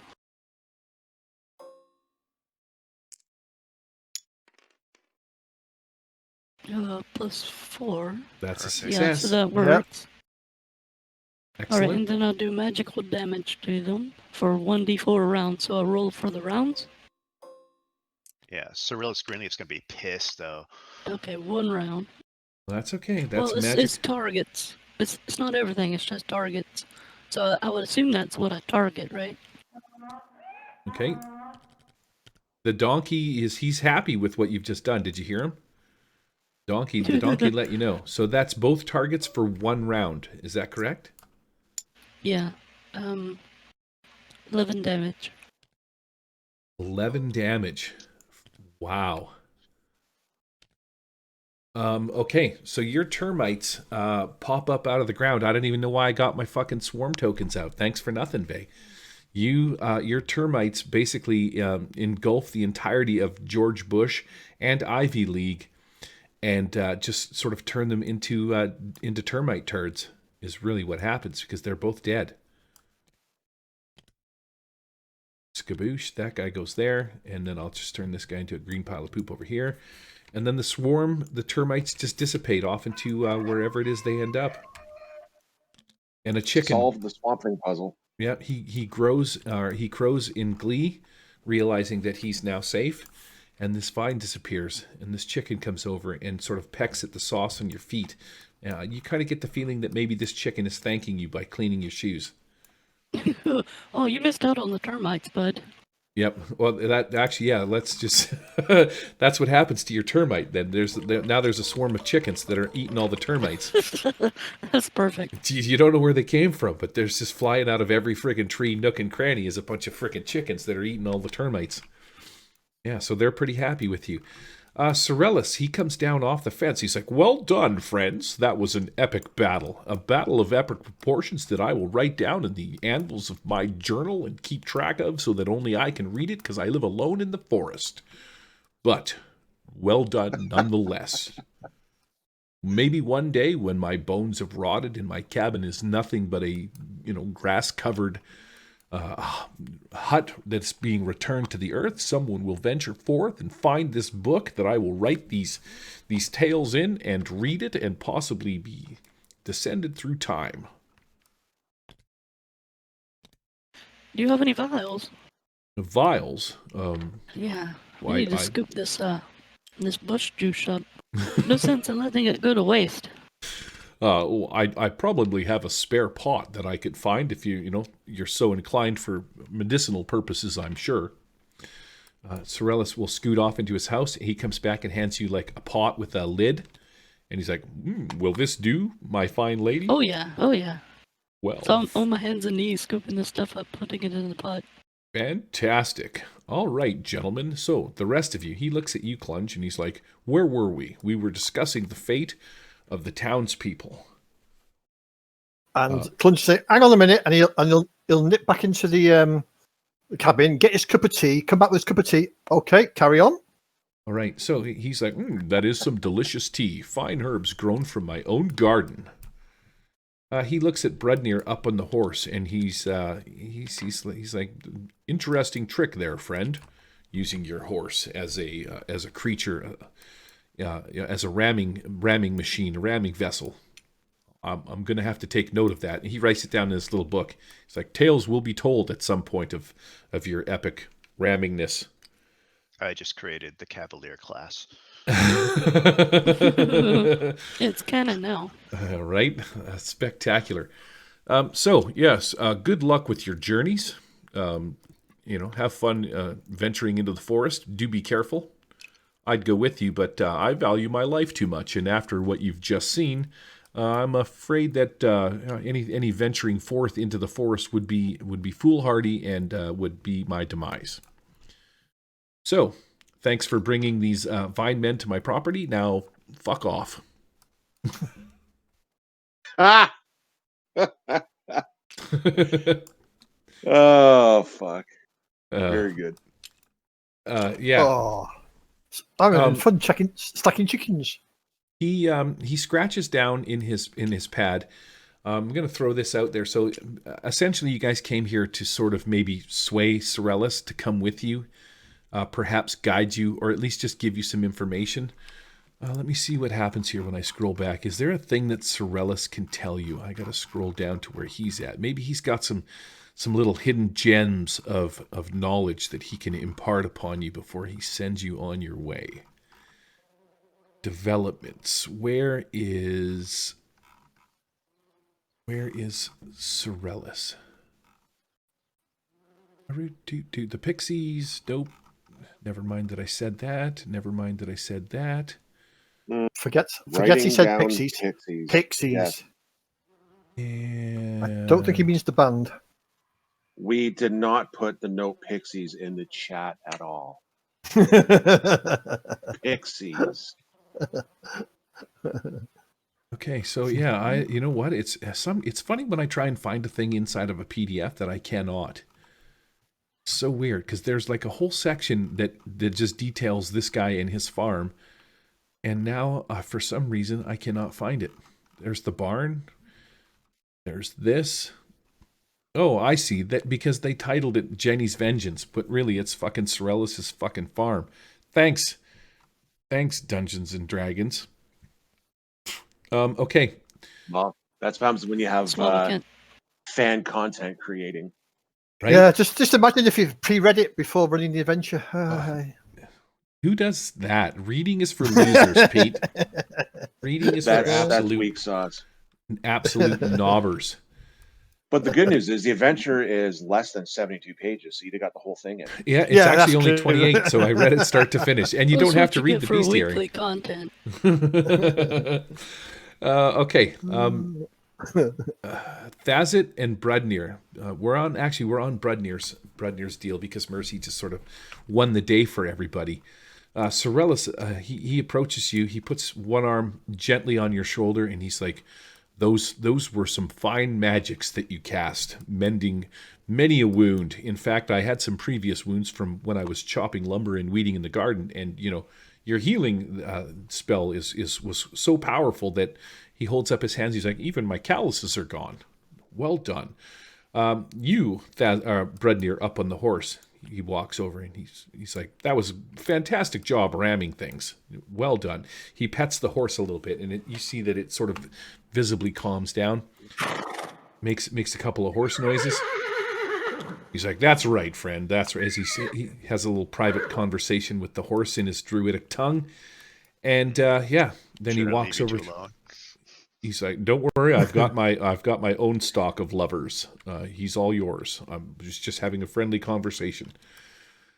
Thazit, what are you doing while this is happening? Have you got anything you want to say to Sorellis before we split scenes here? Thazit's cleaning the soot and the burns off his face from his failed spell there. He's cleaning up.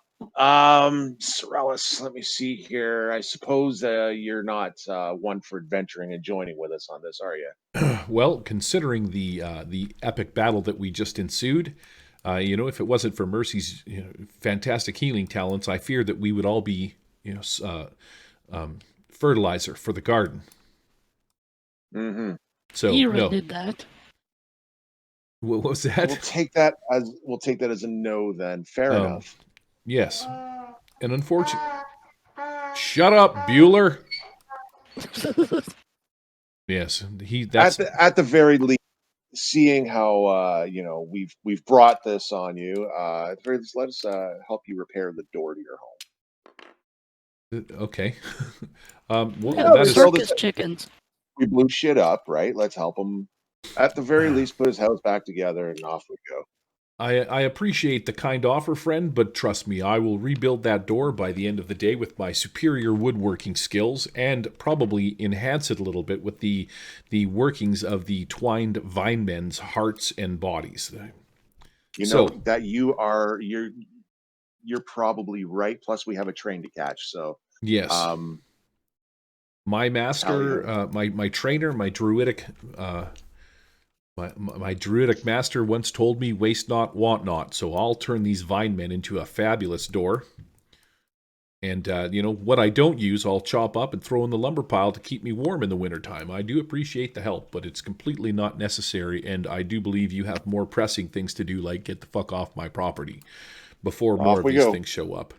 Here, he hands you a map. And this map that he hands you, he's like, this is where Greenleaf, the village of Greenleaf is. I recommend to you and to all, he turns and points to every one of you, that you steer clear.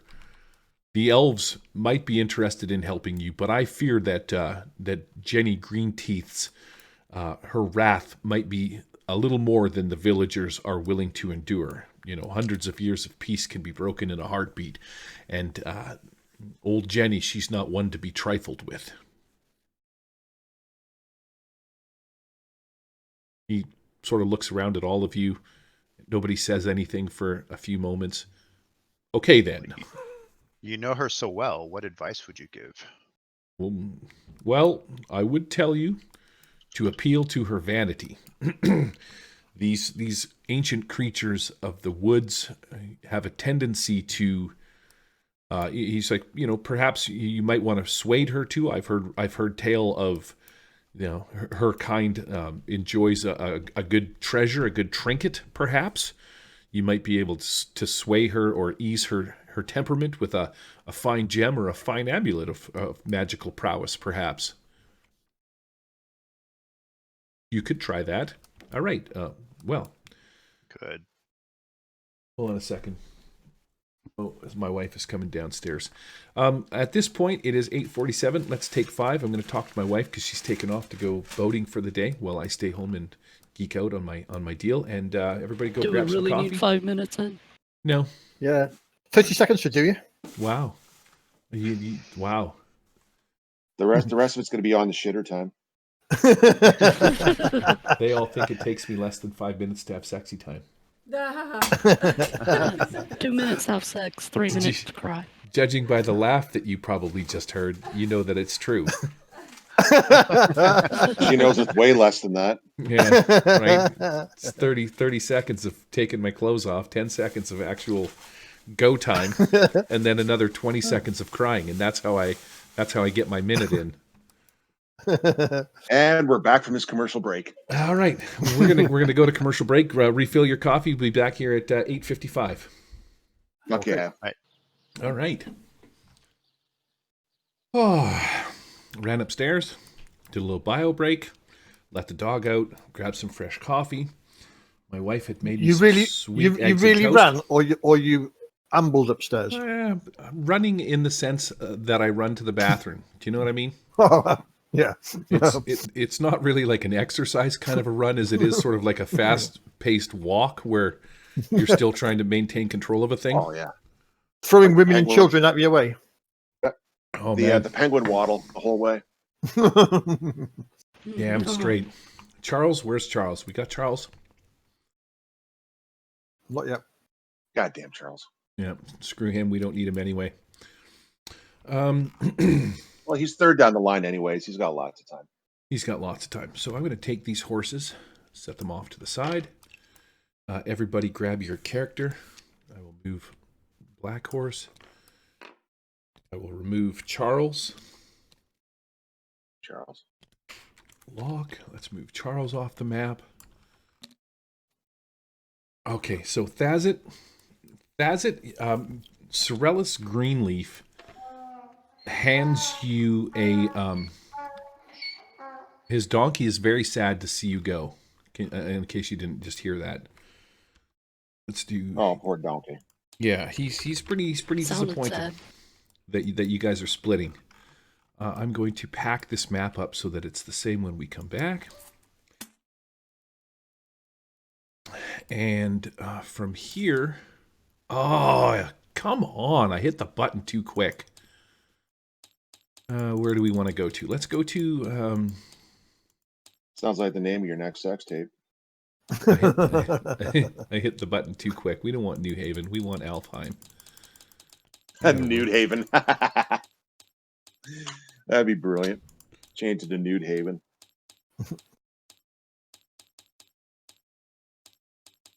See, we got a lot of maps on here now. New Haven, Alfheim. Boom. I think we'll be fine. I think that was just... What did that say? A hub function black something or other in a weird object. Okay. This is the world of Alfheim. Once again, we are way up in the north. I'm going to build this because this will throw some little things for you guys to see what was going on here. And we are up near the town of New Haven, which is right here. We are trying to make our way to the Elven Haunt Forest, and you guys are sort of just on the outskirts of the town of New Haven, where Sorellus had a cabin, right sort of in between the two. He lives halfway between the town and halfway between the Elven Haunt Forest. Excuse me. Before you departed, the last thing that Sorellus gave you was a map to the sort of Elven Haunt Forest, which gives you sort of vague directions as to where he thinks Jenny Greenteeth's cabin is, and where the village of Greenhall is. Now, he's warned you not to go to Greenhall in the Elven Haunt Forest because the gist of what he's trying to impart upon you is that Jenny Greenteeth sort of rules this forest with an iron hand. She's there's a pact with the town.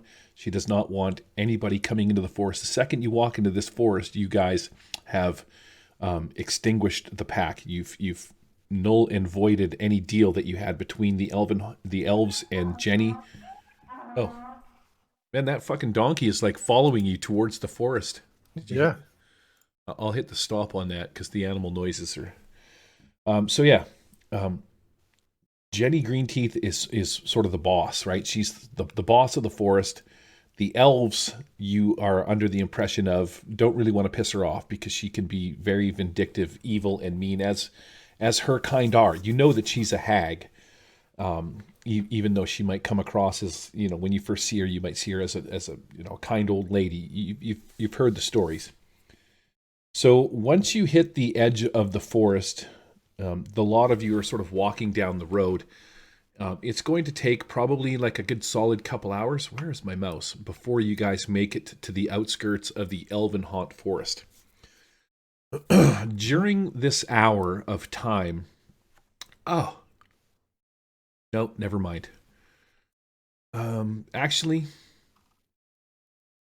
Yes, let's do this because we just sort of did an epic battle with those guys. Before you leave, everybody make me a D20 roll. This is going to be sort of wisdom, perception, charisma, whatever you want to call it. But if you beat the target number, Sorellus will do a thing. 2 duffs.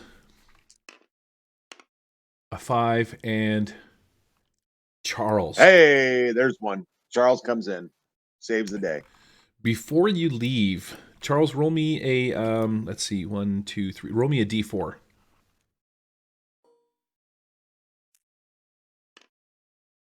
A 2. Okay.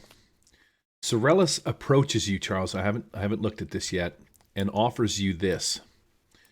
And before you wander off into the forest, he hands you this thing. And he's like, I don't know exactly if this will help you in some way, but, take this as a gesture of my appreciation for all that you have done, bringing doom and destruction and death, vine men and lighting my scarecrow on fire. And, you can have this. And he hands you... Go ahead. Can you see this, Gary? What is that? I can see the card, yes. Yes, I can see it. I don't think anybody else can. Where did you get this from? Well, when I was planting the garden, I found this unique and weird individual item in and amongst the area in which I plant my lettuce. Now, I'm not quite sure if it will benefit you in some way, but the weird part is that I didn't find the rest of it, just this one piece. So, I don't know if perhaps it has some power, perhaps it has some kind of a thing. Can anybody else see what it is? I don't. Nope. There. I'm going to give this to Thazit. Okay. And say, do you know what this is? So, he hands it to Thazit. Oh. And as Wow. in doing so, you realize that Sorellis has given this deformed looking skull. Sort of a weird artifact. Thazit, what does this deformed skull do? Now you can, I'm going to let you assign a thing to it or do a thing with it. You can choose now or choose later. That's entirely up to you. All effort is ultimate. Yeah. I'm not sure what the hell it's going to do. That's interesting. All right. Huh. We'll leave it at that for now. So Thazit is not quite sure if it has any magical powers or if it even has any kind of a use or any of that kind of stuff. But so we're going to leave it at that. Just a weird looking, and you've never seen, it's a skull, but it's like oddly shaped. It's got gigantic eyes and a small mouth, and it's very small for its size. It's much smaller than an average human. So maybe it's a halfling or a deformed small folk baby's head or something like that. It's a waifu. What is the waifu? It's like an anime. Anime It's waifu. It's like Indiana Jones. It's a crystal skull. Ooh, wow. It's Torton skull. Ooh. Yeah. Okay. We could say that it's that. So, unfortunately, the rest of you sucked at your roll, so you're not getting anything from Sorellis. But yeah, he does hand this to you. For some reason, he thinks that you can use this, Brednir, and he hands you this weird deformed skull, which you then in turn hand to Thazit, who doesn't know what it is. And between the two of you, I'll leave it up to you guys to decide what you're doing. Well, when we're back in New Haven, he'll do some research at the library on it, see if he can figure something out. Okay, fantastic. So you guys are on horseback, riding through the trails that lead from the town of New Haven towards the Elvenhaunt Forest. It is going to take you probably 2 hours before you sort of breach the exterior, the outer shell of the forest. Where it sort of gets too thick, and you're leaving the farms and the pastures as you go down sort of the main trade route and work your way towards the Elvenhaunt Forest. During the next couple of hours, Pete, we're going to do a quick round the table. What is it that you're doing during the next couple of hours as you guys make your way towards the Elvenhaunt Forest? I'm going to be eating my skewered chicken. Okay, fantastic. So now, did you... You this is the one that was lit on fire? Yeah, you can see. Okay. All right. So yeah, you take a few minutes to sort of chop it up and prepare it and just enjoy some drumsticks. You got a nice cooked chicken? Yeah. Roll me a Constitution check. Okay. Tainted chicken. Vey said it. Yep. Hold on a second. I'm going to go Control C on your token, and I'm going to give this to Chicken Vey. taint. Yep. They have a hero coin for your sweet idea that as Clunge is eating this chicken, it is well undercooked. Its intestines were still in it when it was on fire, so it kind of shit in on itself. Its intestines blew up, got some fecal matter over the meat. Clunge does not care. Clunge is chewing away on this thing. It's just like a McDonald's anyway. Yeah, you're looking at this weird skull that everybody's kind of passing around, eating chicken. You're not even noticing that some of the chicken's covered in a bit of, you think it's just seasoning. But man, I'm telling you, by the time you hit the forest edge, there is some full-on salmonella going on in your guts. They start to churn. You're looking around for the nearest sort of leafy tree, but unfortunately, this forest is sort of all pine trees. I'm not sure what you're going to use for paper, but just as you approach the forest's edge, you get the squirts. Now, this is a little bit distracting, these stomach pains. So I'm going to get you to roll me a D4. Might I suggest using the skull? What, as a plug? As Okay. a pot. Pete, your next attempt at a thing is going to be hard because your guts are sort of churning and it removes your focus from doing a thing. Vey, you see the skull being passed around. You're looking at Clunge eating this chicken. I don't know if you want to partake in some of the chicken. It does look delicious. It's covered in some sort of brown, tangy looking. Oh, no. No, Mercy's definitely going to be busy trying to roll another Constitution save. Because she's experimenting with this vine goo. Oh, okay, fantastic. What are you going to do with the vine goo? Tell me a story, Vey. I'm going to be mixing it with some other herbs I've got with me. Okay, excellent. I still have a good stash of that mushroom stuff. Mm-hmm. All right, make me, well, let's see. I'm going to get you to make me intelligence. I think intelligence would be more suiting than wisdom because you're sort of using your smarts to blend these things together, right? You read it in a book, sense. Vine goo and some other stuff that you saw in a book in passing. So let's do an int check, and if you succeed, you've just blended. Wow, fantastic. Okay, so you're going to blend this vine goo and these mushrooms into some kind of like hallucinogenic. Is there an effect that you're looking to get out of this? What do you want it to do? It's hallucinogenic, but it also makes my eyes glow. Okay, all right. Do you want an effect out of this deal for a certain amount of time? Maybe you can see things a little more spectacularly, maybe with clearer sight. Yeah, dark vision. Okay. Roll me a d4 and see how many doses you get out of this.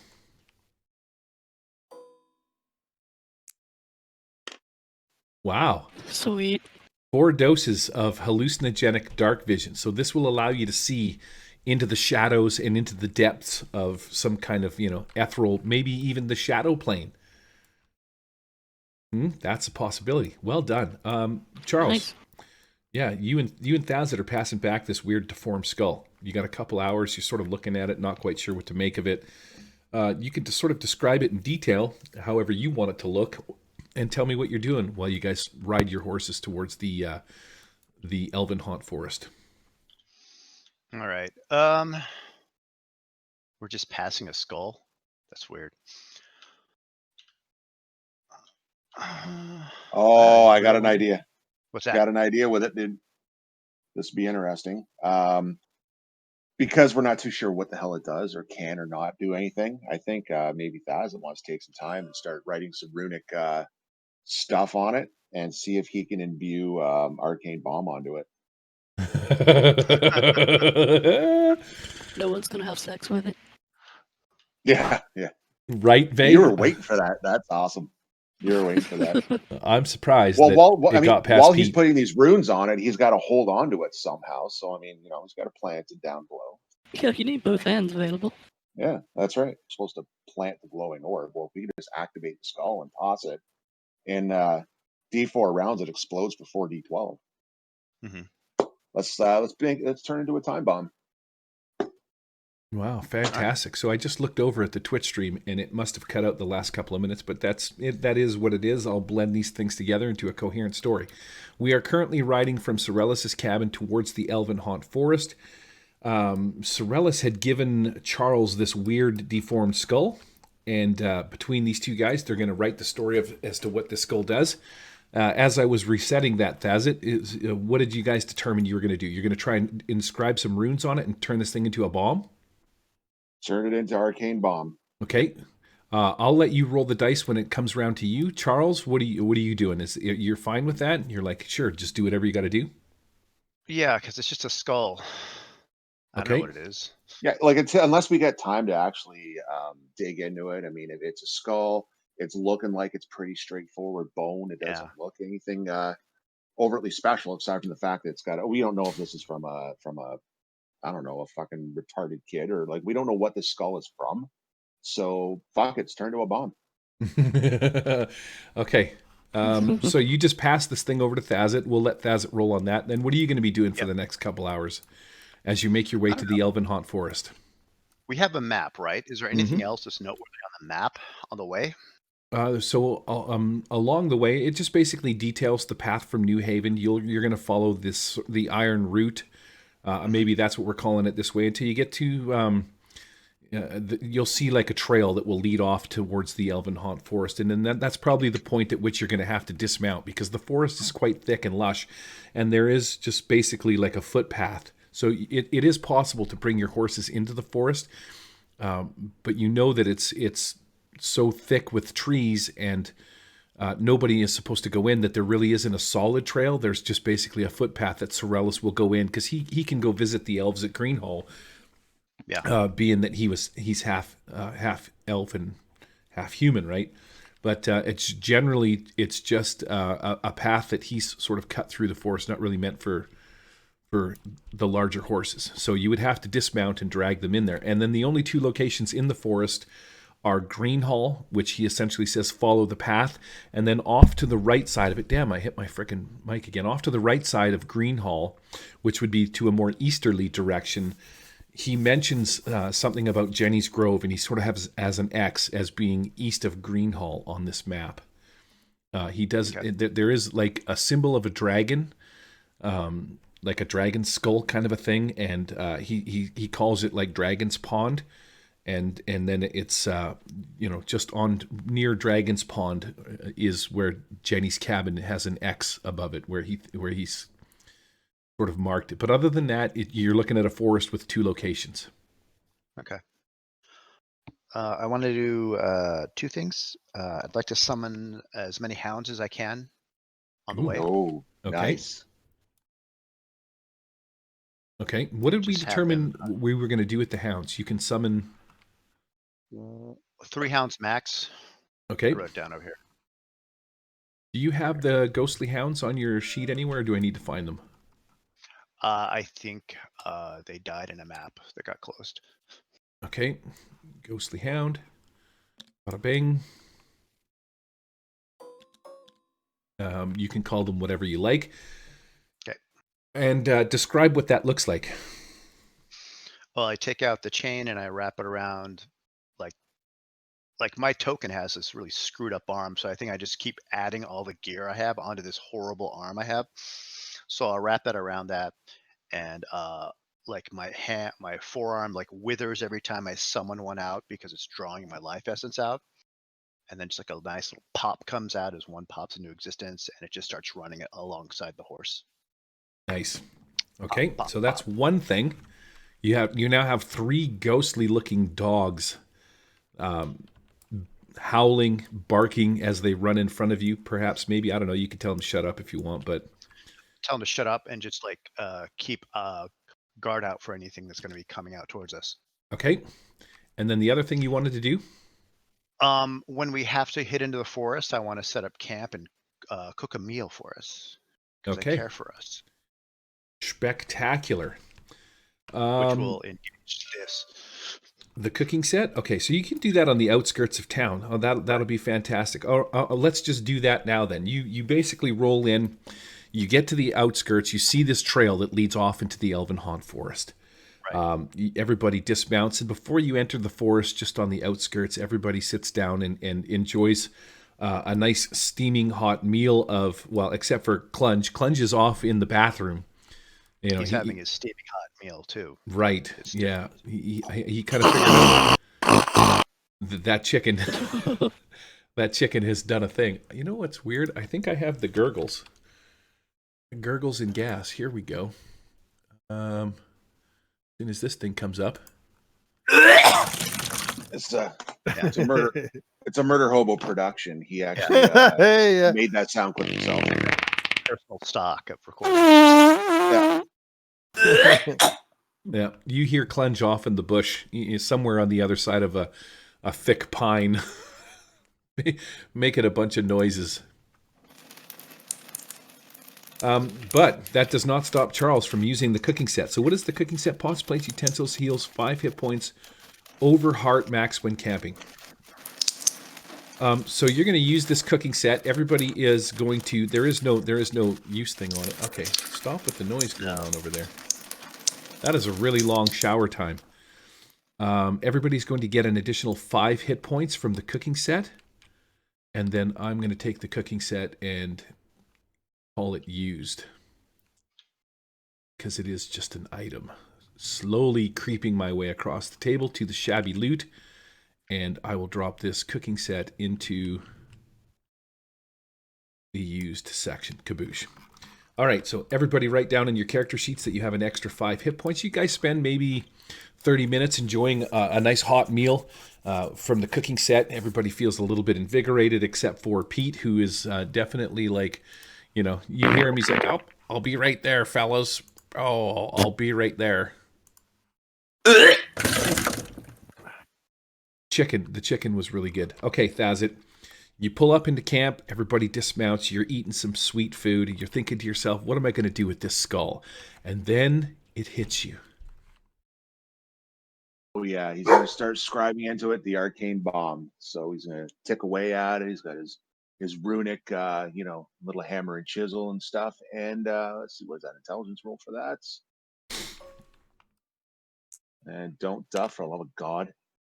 10 plus another 5 deals 15. Excellent. Okay, so you successfully managed to etch some runes into this weird, deformed skull in the fashion of a. Oops, that's there, but I'm going to put this back in your deal. So deformed. Can I have one of those? I'm sorry. Go ahead. Can I have one of those heart counters? Sure can. How about I just go Control C, copy, and I'll put this right on your character sheet. Control V. There, and then you can just plus or minus that bad boy. It's actually already set up to where you're at. Thazit, you successfully scribe the spell or enchantment arcane bomb into that thing. Yep, I'm just writing it down on my thing. It's because it's going to be a one use, right? Okay. Install an arcane bomb. Basically, he's just going to activate it as opposed to burying it, and then got 4 rounds before it goes off. All right. Excellent. Okay, dinner is over. You guys pack up your delicious lunch. Clunge comes out of the bush, still feeling a little off because his guts are just, they're a little torched. And you start making your way down the trail or towards the trail. You're camped on the outskirts of the forest, right? You come around a bend, you see the little trail and whatnot. In doing so, I need to switch my timer, so I'm going to set the rotation value to 1. And I'm going to go clear this map. And clear and clear. Believe I want this map. Who says I don't do my prep? You guys can suck it.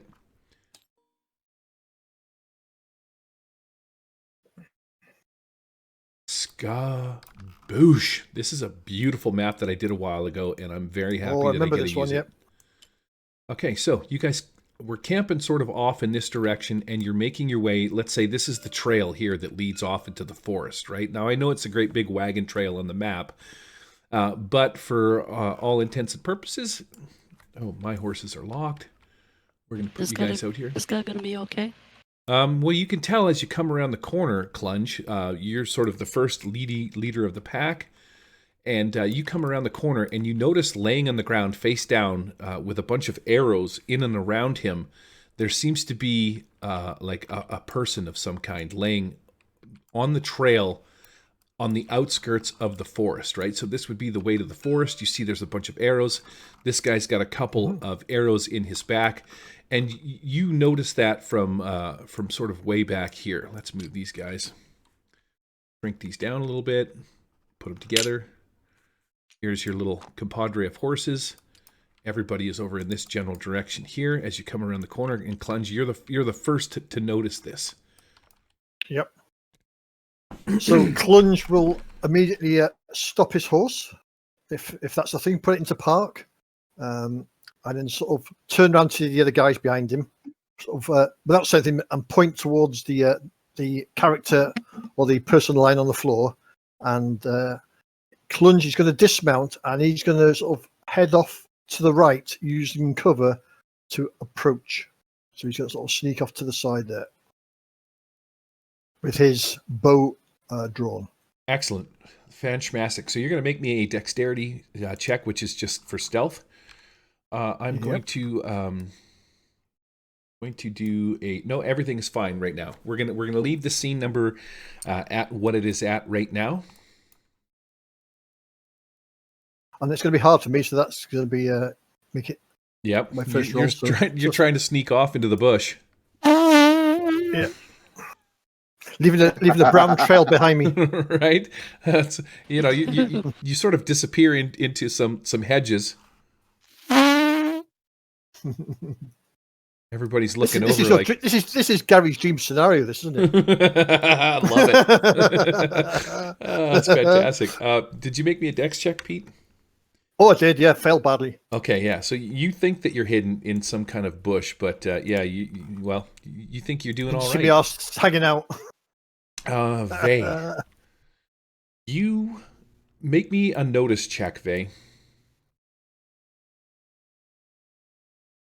So that's going to be wisdom perception. Works just like D&D, right? That's sort of this. Okay. I'm on it. You are riding your horse and you see Clunge plain as day. Like these mushrooms are just sort of coming to an end. You've been riding your horse towards the edge of the Elven Haunt Forest. In doing so, you've been experimenting with these mushrooms and shit. And just as you see sort of Pete sort of clear as day fade off into the shadows, you're realizing what these mushrooms do for you, how they impart like maybe a bit of a glow as he slips into the shadows. He becomes illuminated a little bit because you can sort of see into that weird shadowy dimensional kind of a plane.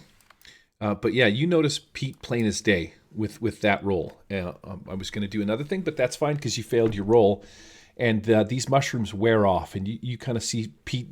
That sort of glow around him fades away as you're on your horse looking over at him in this bush. Take it away, Vay. What are you doing? Oh no, I'm coming down. Yes, you are. I'm no longer high. I have a shaking hand. I'm reaching into my backpack, and I want to try out one of those doses that I made. Okay, the mushroom vine doses. Yeah. Okay, so you're going to keep that up. All right, so make me a Constitution check. All right. You're going to get high here, and with a success, you're going to feel all the benefits and none of the. Ooh, that is not looking good. But you do have 3 hero coins if you feel like taking a heroic dose of this stuff. Yeah, I need to start spending these. Okay, so just roll me ultimate, beat a 2, and this will be a success. Oh, nice Sweet. work. All right, so you pop these mushroom infused vine men goopy things into your mouth. Immediately, Pete starts to glow again as you're looking at him in the shadows of this bush. He's illuminated in sort of a weird way, almost as if you have like this sort of sixth sense. As you're doing that, though, you're looking at Pete and you can see something moving in and amongst the spider webs over here. Almost as if for a second behind this tree back here, you see something sort of scooch around, and it was there for half a second as you glanced at it, and then it seems to have disappeared. But you're kind of aware of something in this direction. All right. I pointed out and say, over there in the spider webs, I'm pretty sure it's real this time. I'm pretty sure it's real. This time. Charles, what are you doing? Okay. I will take a look over to the way that she indicates. Okay, make me a notice perception. So wisdom perception. I don't believe her. Yeah. I think she's full of it. And hi again. Yeah. Do you say that out loud? Or do you just keep that to yourself in order to maintain the peace? No, I'll say I think you see what you just ate. Wow. Well, Charles. of course I'm high. I wouldn't see it if I wasn't. Fucking Brudner's getting Can't all argue that stiff. logic. Goddamn woman, always high as fuck. Okay, so yeah, you sort of peek off over in that general direction, but you don't see a thing. You're calling bullshit on her highness, and she's maybe cried wolf too many times. But what about you, Thazit? You're on the horseback, looking in that general direction. What are you going to do? Yeah. So I think at this point, I've got half the party, one shit in his pants, spot seeing things. While two of them are kind of seeing things. That was the Brunir, horse. as usual, doesn't believe anybody. that Brunir was doesn't believe anybody. So I think just for self-preservation, Thaz is going to as well join getting off the horse with the party, but he's going to cast Crystal Sanctuary. okay. For Crystal Sanctuary, I do not have the. Okay, so Crystal Sanctuary, near your allies will have 3 armor as long as they're near you. It doesn't really give a duration, but cast that as a preemptive, hope for the best. Okay. I just That need the description. Cast that, see what happens. 8 and 5, that's a 13. Excellent. Okay, so we are going to put this template over on around you. I think you're sort of right in that general area there. So I'm going to lock this in place. Yeah, so basically any allies who are within that circle will get a plus. Now it is within near, right? So we're talking sort of within near. Yeah. Yeah, within 6 squares. So I'm going to right click on Does this. that stay with you? Yes, it moves with him. So 1, 2, 3. So I'm going to say 3 squares. Each square is maybe 10 feet at this particular. So anybody inside this circle. Now what I will also do is I will raise this large blast template so that it is like 25 up in the air so that it doesn't interfere with anybody, and just cast a circle shadow on the ground, and there's your Crystal Sanctuary. Describe what that looks like there, Mr. Thazit. Well, I mean, this is gonna blow the whole stealth thing, but he throws up this shield. It's like a blue purple kind of a glowing dome over top of him, a big large one, and any of the allies within it are gonna be Sweet. Charles, I would like you to roll me a wisdom or a perception check for the dogs.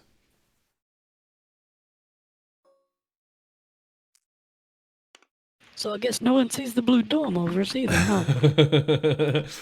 huh? Your 3 hounds immediately start sort of going ballistic in the general direction of where the guy is laying on the ground. I'm going to take your hounds, and I'm going to place them. Now these, for those of you that are unaware, these spectral hounds are sort of tied with an ethereal chain. This chain comes off of Thazit's hand and then sort of just fades into the ethereal plane, at which point it comes out around sort of the dog's neck. So you can see that these dogs they have these chains coming from their necks and that are coming up, but the leash just sort of disappears. And that's how Brudnir sort of has control over them. Like it's an ethereal leash that sort of starts at the ghosts or at the hounds and ends at Thazit's hand. These 2 dogs make it. Well, I don't want to say they make it. They're barking in this general direction over here. But this guy has turned his attention this way, and he seems to be barking at something that is up in this tree here. Not in the tree, I should say, but in this copse of trees right here. These 2 dogs are these two fellas here, boom and boom, are barking at something over here. And this fella is now barking at something over here. We are going to threats, treats, and timers is set to a 1. So when it comes around next turn, some shit is going to happen. But in the meantime, Willie, my god, dog. I am going to do this thing. So for a quick second, you see what appears to be this. It starts here, and then it just sort of disappears. You think for a second that you might see it over in this general area. Toggle, where's my toggles? Because I can make this thing go hide face down and skaboosh. Now, can you see this thing? I don't know what you guys see, but I still see it, and it's right over here. But I've turned it upside down, and it's supposed to be hidden. Yeah, I see a question mark. Right, okay. Yep. A reverse question mark, yeah. Toggles, hide face down. So if I turn tooltip off, does it still have a question mark? Yeah. Yep. Weird. It's not really hidden if you put a fucking question mark there, Tabletop Simulator. Come on, guys. Get it together. That's alright. We won't meta it. Yeah, so I'm going to put one there, and I'm going to put one over there. This guy, for half a second, pops out, and he's going to, let's say, make his way over towards the spider's web. Let me roll some of this action and see how well he does. Okay, you don't even notice. The last known position of this guy, you see him for a second here where he just sort of disappears. And, yeah, I'm going to put him... Oops. It's John Cena. You can't see him. Yeah, so just pretend that they're both invisible right now. You have caught a glimpse of these weird, dark dogs. These dogs have these long tendrils that come off of their shoulder blades that sort of, they look like Venus flytrap sort of teeth. They're padded octopus kind of long tendrils with sharp spiny teeth, and these teeth almost glisten for a little bit as the sunlight hits them on the edge of the forest, and they're hovering around this dead body that's down here.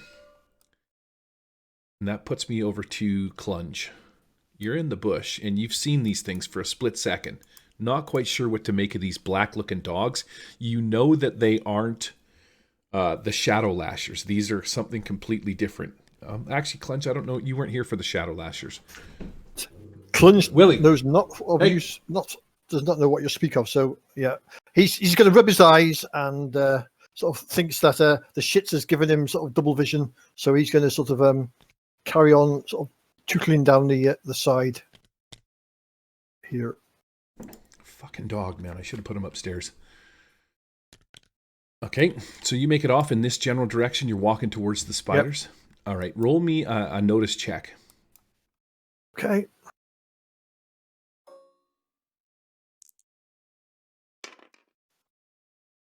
I don't see anything. Yeah, fantastic. Yeah, you're clueless. You're sort of walking through these bushes, being all stealthy, not making any noise. Guts are growling a little bit. Vey, you can see Clunge plain as day. Actually, I'm going to make you make me an easy perception check, which is wisdom. An easy wisdom check. Okay. There for a split second, you see these things appear, at their last known location. But then, yeah, you look away and see nothing else other than that. You just sort of hear Clunge off in the bush. What is it you're doing this round? I'm going to get off the horse. Willie, hold on a second. Get over here right now. He's harmless. Sit. Enough.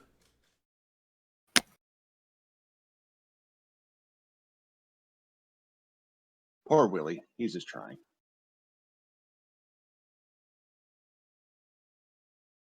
Upstairs. I think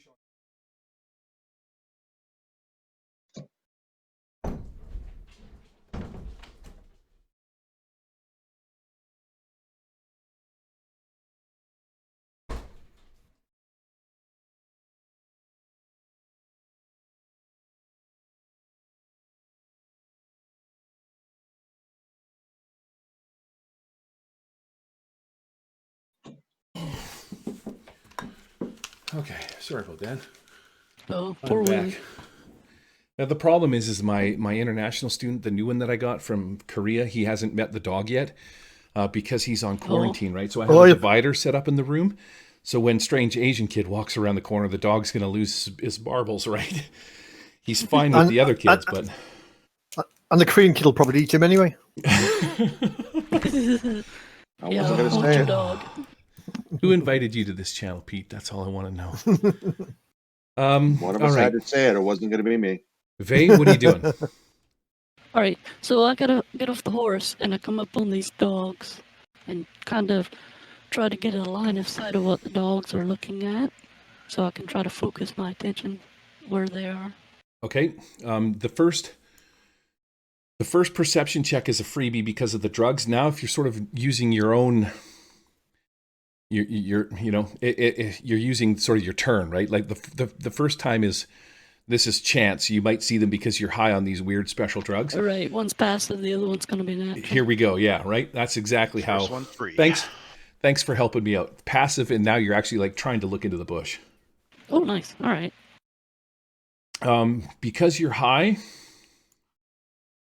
on your drugs, this is going to be these drugs in particular, believe it or not, actually totally help you out with what you're looking at. I need to find the Hey, all drugs help me out. Let's just get that straight. fucking ghostly hound. What do They they make call me these? Here we go. normal. This is what I need. I need this up. It's an after school special for children. Drugs are good. Take as Yeah, many as that's you right. possibly can. I'm going to They flip make it this up. magical.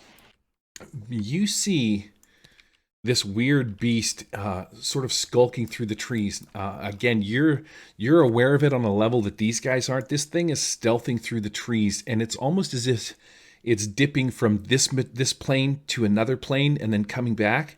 As it moves, it's walking towards Clunge. He's clueless. He's in the bush, like absolutely like with no idea. As this thing sort of gets within striking distance, it gets right to about here, and you can see that it sort of sets itself into the ground. You're looking at this weird. I wouldn't even. It's kind of cat-like with these tendrils sticking out with these spikes on its back, and it fades in and out. And every time it sort of fades out of the prime material plane, your drugs kick in and allow you to see it in the sort of shadowy ethereal plane that it is moving in and out of. And yeah, you're fully aware of this on some level. When this thing, when normal people or people that aren't high on special hallucinogenics look at this Yeah, thing, there's normies. you're going to see it basically all the time. You're seeing it in the prime material plane because of these drugs, and because you have that whatever the astral vision projection from these hallucinogenics, you're also seeing it as it warps into its other plane when it moves. So yeah, your drugs, believe it or not, full on help you Yeah, out in we this all need to be on particular drugs. event that was Oh, I happening believe next. it. So yeah, All right, so I say, Clunge, watch out! It's right next to you, and I point. okay, and And Clunge. Clunge sort of turns around and You're looks like- at her and says, "Are you high again?" Yes, of course I am. Stupid questions. All right. Of course I am. Look beside you. I want to do this. Where did I put him? Anybody see where he went to? Oh, he's over here. Okay. You'll actually, Mercy notices both of them. You see this one, and you can see this one skulking up in the trees. It looks like it's getting ready to pounce, and that's what this little dog is looking at. So, even though So we'll actually get an action here, or oh yeah, for sure, absolutely, you can see them plain as day. all right. So I'm going to conjure a warden, Oh, nice. Okay. and I'm going to put it over there next to Clunge. What Kinda kind help of him a out. warden are we talking here? Are you gonna summon a treant or? Well, yeah, it says a beast of the earth and vine. So Okay. I think that's very specific. Maybe summon George Bush. Oh, that's better.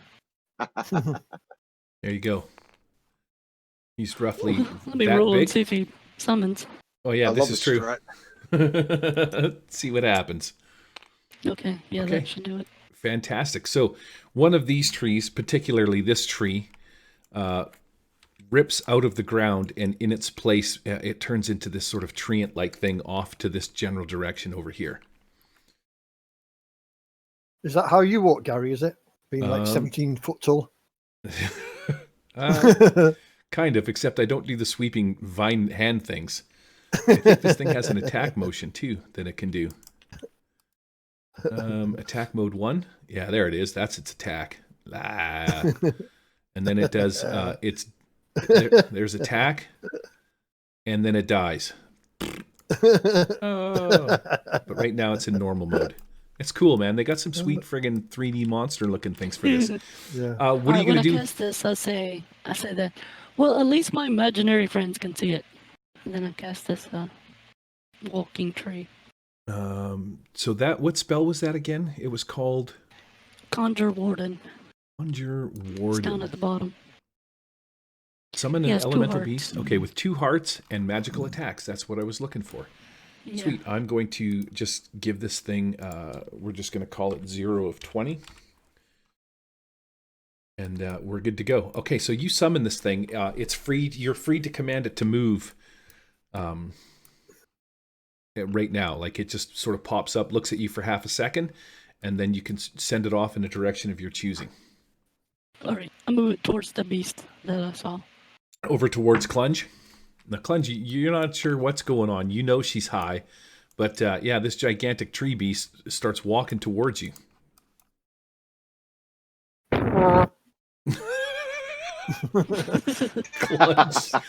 Clunge farts. Fantastic. Vey, you can attack with this thing on your next turn. It appears and just takes its movement this round. Brudnir, what are you doing? You see this gigantic tree appear and sort of walk off to an area where Mercy is like, there's a creature there. I tell my hounds to attack. Okay. Fantastic. So your hounds are fully aware of this thing. Like they can, scent by smell or whatever. They're going to run off in this general direction because they're hounds. They're quite fast, so they're going to move. But this guy, however, does he have a way up? I'm going to say that Yeah, he's a spectral hound. yeah, he's gonna. It's going to take him a while to get up on top of this. See, because even though he's spectral, he's still like a drunken fool and falls down. He wanders off in this direction over into this tree. He's barking at the bottom of this tree. But your 2 hounds will appear over here, and Pete, this creature materializes right in front of you. This weird-looking half cat, half octopus, tendril-armed creature is just suddenly like materializes right in front of you, and you realize at this point that Mercy was not kidding when she said there was something there. Yep. Charles, Brudnir, make your attacks with your ghosts, your ghostly hounds. All right. Boom, boom.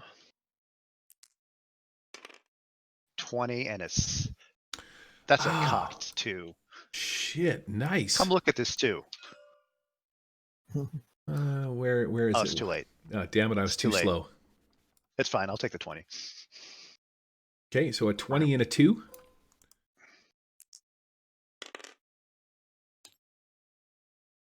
13. Did you roll ultimate? That was one Yep. attack. Yeah, sorry. I see what you did there. Okay, fantastic. So, your dog gloms onto this thing. Maybe one of its tentacles, maybe one of its hind legs. I'm going to leave that up to you. And it's trying to gnaw at it as it sort of tears its ethereal flesh as this thing appears in the prime material plane. Mhm. Your other dog. Now you got one dog up in. Well, no, he's going to have to wait because he's got to climb up this little bit of a lip here, right? Okay. Yeah. Can I see this one now? Because I won my perception last time. You sure can. As soon as your dog bites onto it, it gives away its location. You see your little ghostly dog, doing that whole raking its head back and forth as it's trying to like pull on a chew toy kind of a thing. Perfect. I charge my horse over there. All right, charge away. You with the horse charge, and have this one.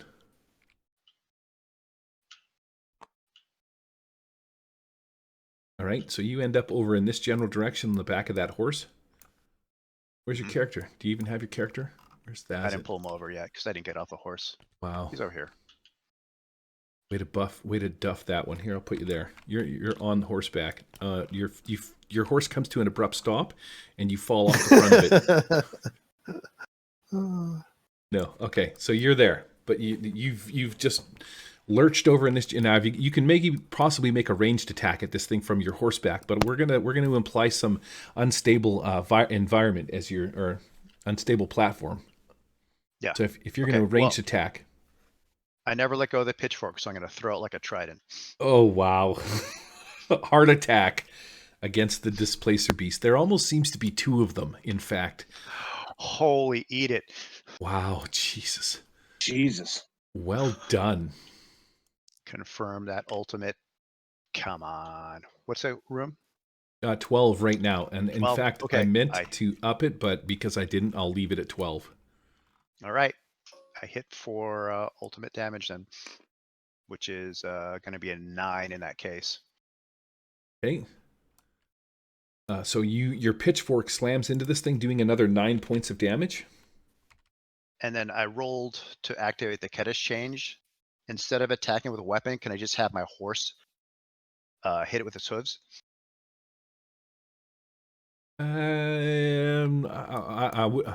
I don't know that this is a war horse, so maybe if you I'll give you animal handling to see if you can't have this thing rear up and maybe give it a kick or something. Maybe it turns around and tries to kick it. Yeah, you can fucking suck it, mister. That's it. What are you doing, bud? That's it. Let's see here. Man, everyone's got like cool familiars and shit and horses, and that's it. The chumps just got a big dome around them. He's going to start casting. He's going to start casting Hammerfell. Let's see what happens here. So that's an 8 and 5. That's a 13. That's We're good there. Yes. Okay. And it'll activate in 2 rounds. Nice. And from there, he's going to probably work his way partway up to Pete, just to kind of give him a little bit of extra support there. Okay, move yourself, and I will move the template to follow. Yeah. So I think right around here should kind of encompass everybody. Okay, so we're going to move some of that. Where's my little speck? Let's say right here. Right there? You got it. Yeah, excellent. You got it. That should encompass the party. Okay, around to my turn.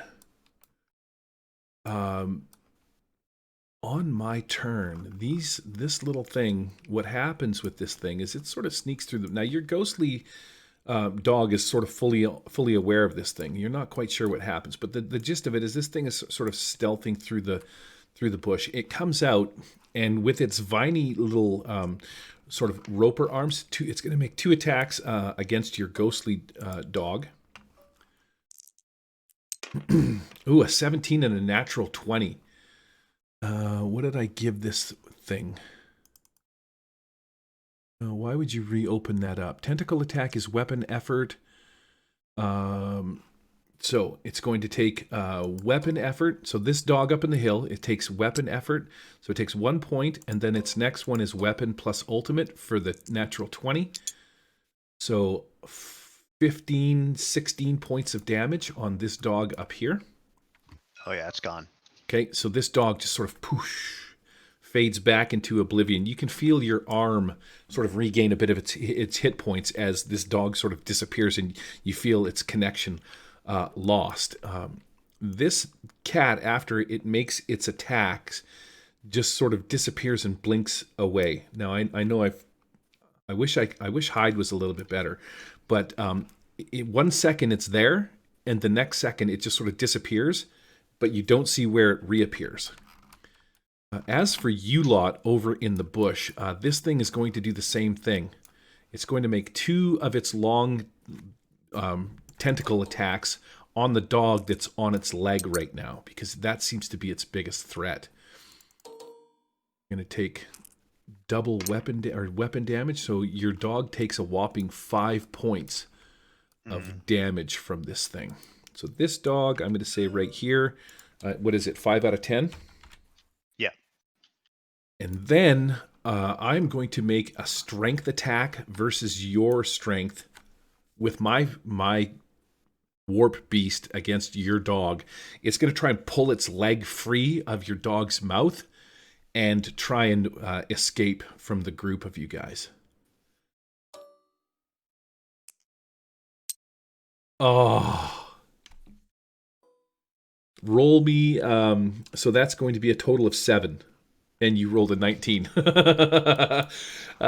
This warp beast cat thing cannot escape from the grasp, so it's unable to, what it looks like, try and retreat to a safe distance. Because your dog sort of glommed onto it.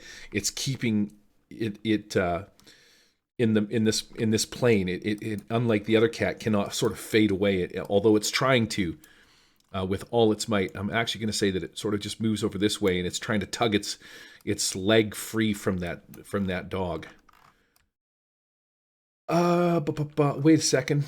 We were on a 1. I would like everybody to make me a Constitution check. This is going to be sort of like for a fear check. As the reality of these things coming in and out are starting to set upon you. You know, you see these tendrils lashing out, these venomous looking sharp points and shit like that. Everybody failed. Yes, that's 4 fails. Oh, maybe maybe Thazit passed. No, Thazit's only got a 10. Okay, This is dogs. You don't have to. No, the dogs we're not going to check them because fuck them. But the 4 of you, the reality of these things sets in. These long, piercing, sharp tendrils. Ooh, wait a second. I think I got a... Oh, shit, son. This is what happens. Screech. This cat, as it turns and tries to get away, it lets out this ear-piercing howl. So much so that you feel it almost inside your brain. Everybody is all near con check, so anybody that's near it. So I don't need to make... Mercy is too far away, but everybody in this area near Thazit, Clunge, and Brudnir, this cat starts screeching. So Billy fails. So your ears are ringing, and all attempts using hearing become hard. Okay. That is an ability that it has. This cat lets out this weird sort of screech that just sort of deafens you. It leaves your ears ringing, and in order for you to do anything that requires speech or hearing things, if you're trying to spot hidden targets and shit like that, you're going to make hard attempts on that. And Mercy's the only one that's free of that. So that's what happens on my threats, treats, and timers. Let's fucking flip this thing over and see where it lands. 1 round, I get to make some more juicy stuff happen. Clunge, your ears are ringing. Okay, so I realised that how good my chicken was earlier. So I'm going to reach into my coat and throw the chicken at this creature, and hopefully it'll eat it and have the shits as well. Oh, let her rip. Sexy chicken is tossed at the panther.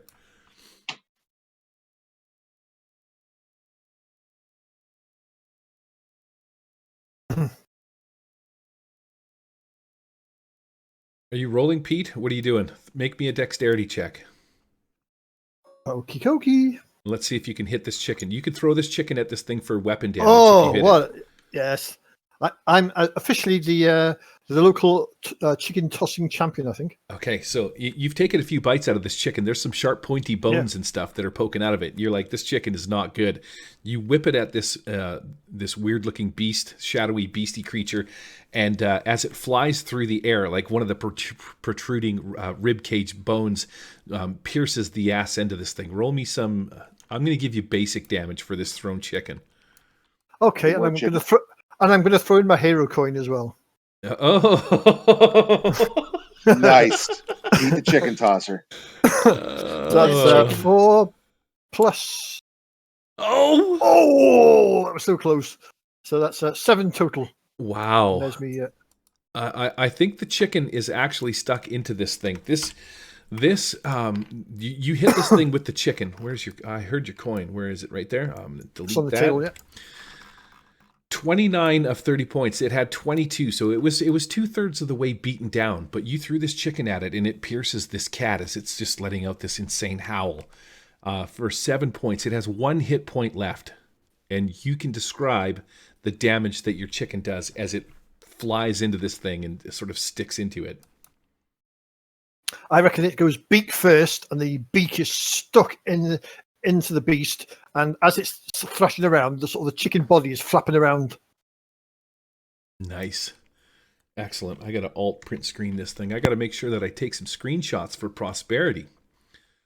Let's try something from this angle here. Alt print screen. Very nice. Okay. Vey, Mercy, you're kind of aware. You make me a passive perception check. This is the drugs talking. All right.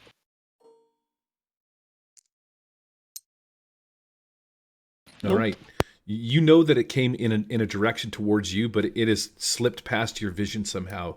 The hallucinogenics have let you down this round.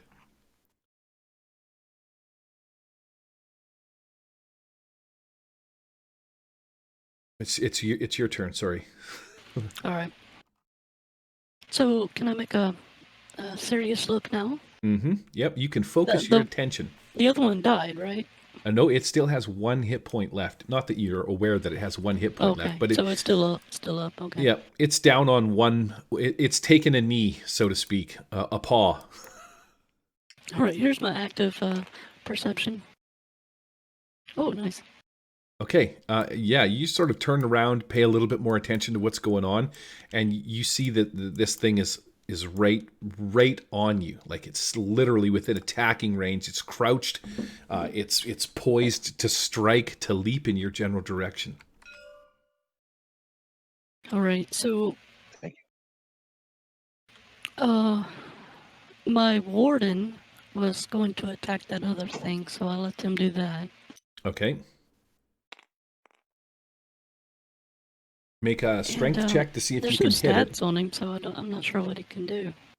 Yeah, so it's just going to be 0. So what you do is just roll strength and beat 12, because it's a melee attack. Okay.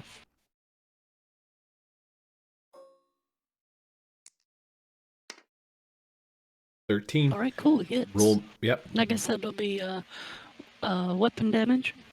It does magical attacks. Yep. So it's going to do cool. a D8 worth of damage. Now it only has this cat has 1 hit point left, so you can just describe how your treant kills this weird-looking warp beast. Does it add to my magical effort? For next time. Does it add? I'm not sure what you mean. No, it does not. The treant is its own thing. Okay. All right. So yeah, it takes his vines and swipes out at it. Not a great hit, but apparently it was pretty weak. It's pretty spectacular. If you look at it, your treant's actually sort of giving her shit right now.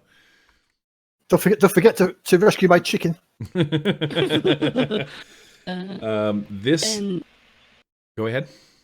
No, I was going to ask, do I get my action? Yep. All right. If that's the case, then I want to cast freeze. Okay. And lock this guy down here next to me. Okay. You can go ahead and roll your whatever spell it is. Is it wisdom? Yeah. Yep. 13. That's going to be a success. Okay. So your spell then freeze immobilizes for 1d4 rounds. 2 rounds. Excellent. Okay. Describe what that looks like then. So some kind of frost or ice cube or icicle forms around the base of this thing's feet? Yeah, I shoot a blast out, and then he's just suddenly frozen to the ground. Okay, fantastic. Now, because this thing is frozen to the ground, it loses its ability through immobilize for it to sort of warp out into the whatever plane of existence it disappears into as it travels. So it's just kind of sitting here within, with a poised strike look on it as it eyes you up and it hisses with its cat-like prowess. It's got this like hissy. It's gonna get you, Vay. I'm gonna attack you with him here pretty quick. But All right. But I do shout out and say, "There's another one here," and I froze him. the first one that your treant smashes into sort of disappears into vapor, whoosh, and it's gone. The chicken hits the ground with a soft thud, and you almost sort of hear a "bark" as the chicken dies on the ground around it, leaving the lot of you guys, Brudnir and Thazit, I should say, to turn your attention towards Mercy, who's called out, and you can see when you turn around that there's this cat, this weird-looking cat thing stuck in a ball of ice, or its feet are anyway, attached to the ground. Charles, Brudnir, what is Brudnir doing? On horseback. Brudnir will turn the horse around and trample it. All right. So you turn your horse this way. You start charging in its general direction, and you're going to jump up and down on top of it. Yeah, and then I yell attack to the hounds. Okay.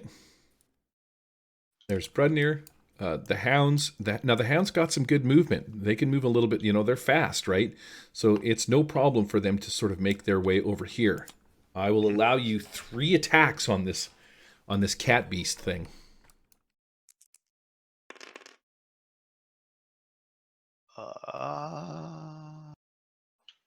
One hit.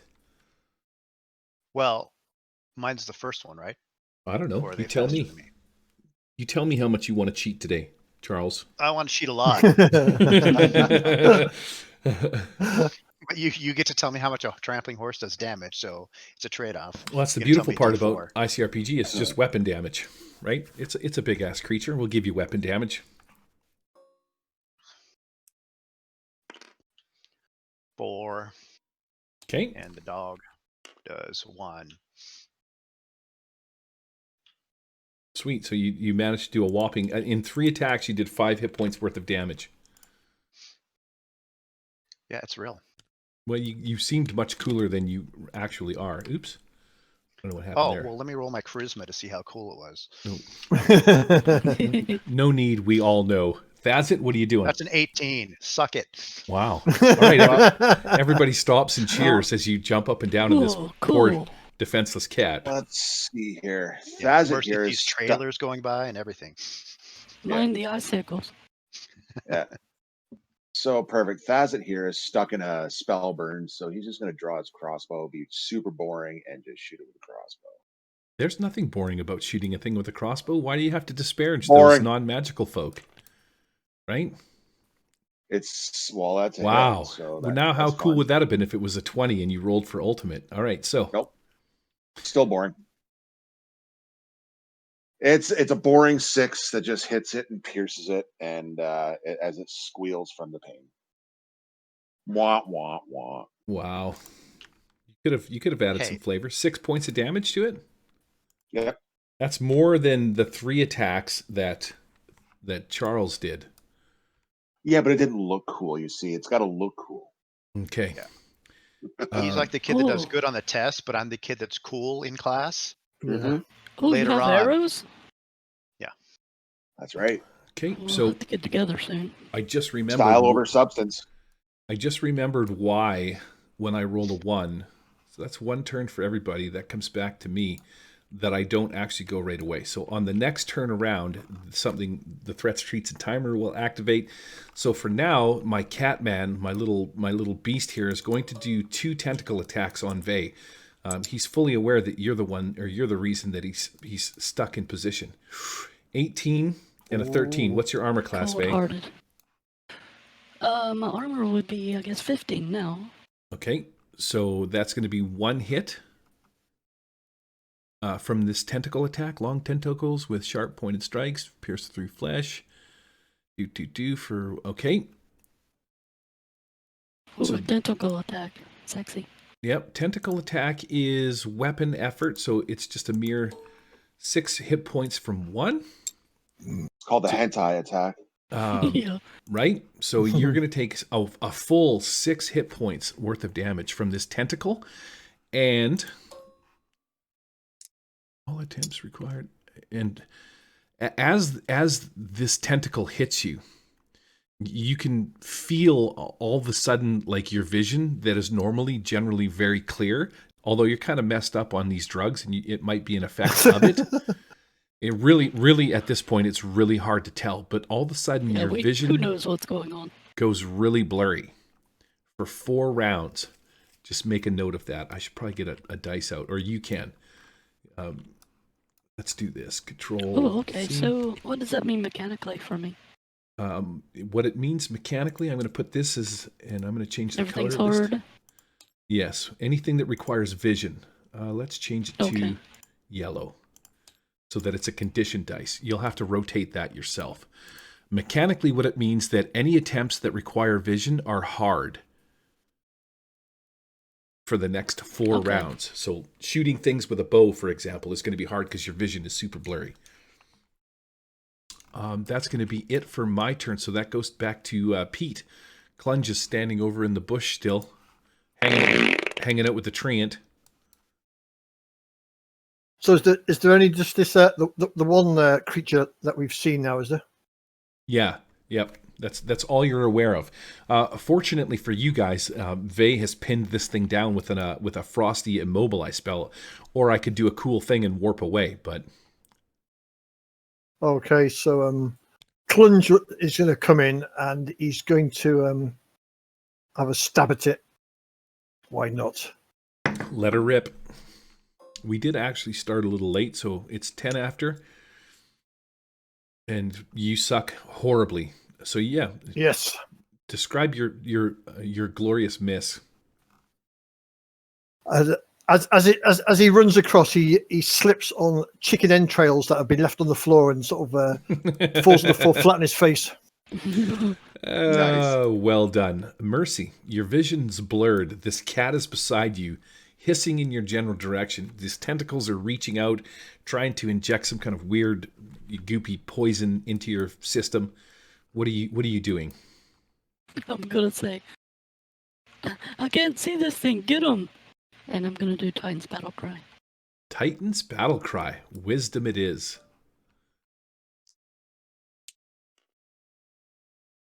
All right, that's 15 plus 4 is 19. Okay. Excellent. So your choice. You can grant your allies +3, or cause my enemy to take a -3 on its next roll. +3. It's +3 it robust. is. Everybody Better gets economy. Yep, everybody gets +3 to their deal on their next roll, and we're going to go to Brudnir. On horseback, What about on the high. tree? Oh yes, yep, the treant. Don't forget about me. I'm over here. Hello. Should I come and do battle? Yeah, get this guy. Oh, okay, so yeah, the treant makes its way over here. He's going to make a strength check to try and smash this thing.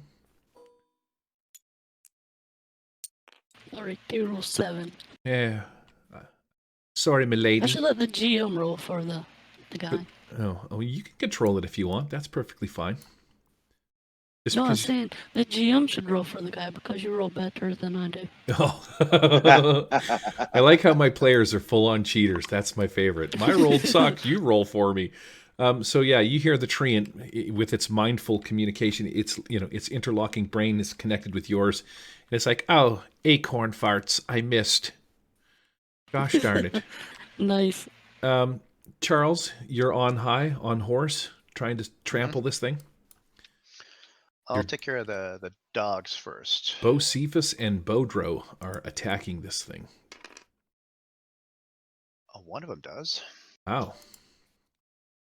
Wait, Titan's Battle Cry. They both do. Oh, nice. So 10.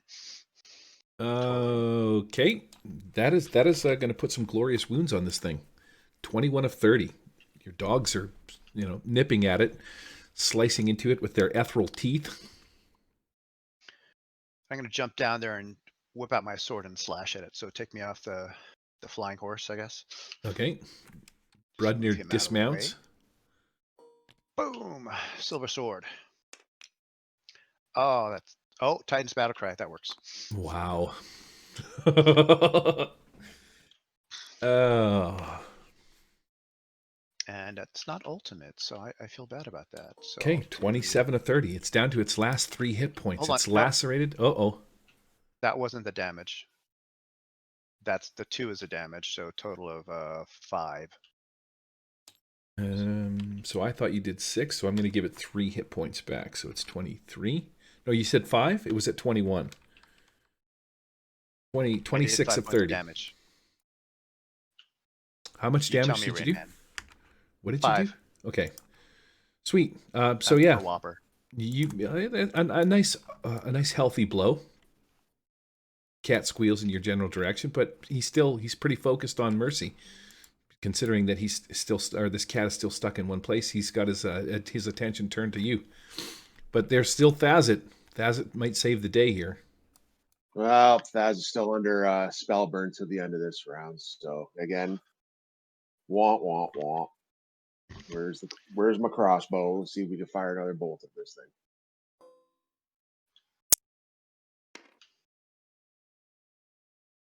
$17 Yeah. plus 3, it's a 20. It's a good hit.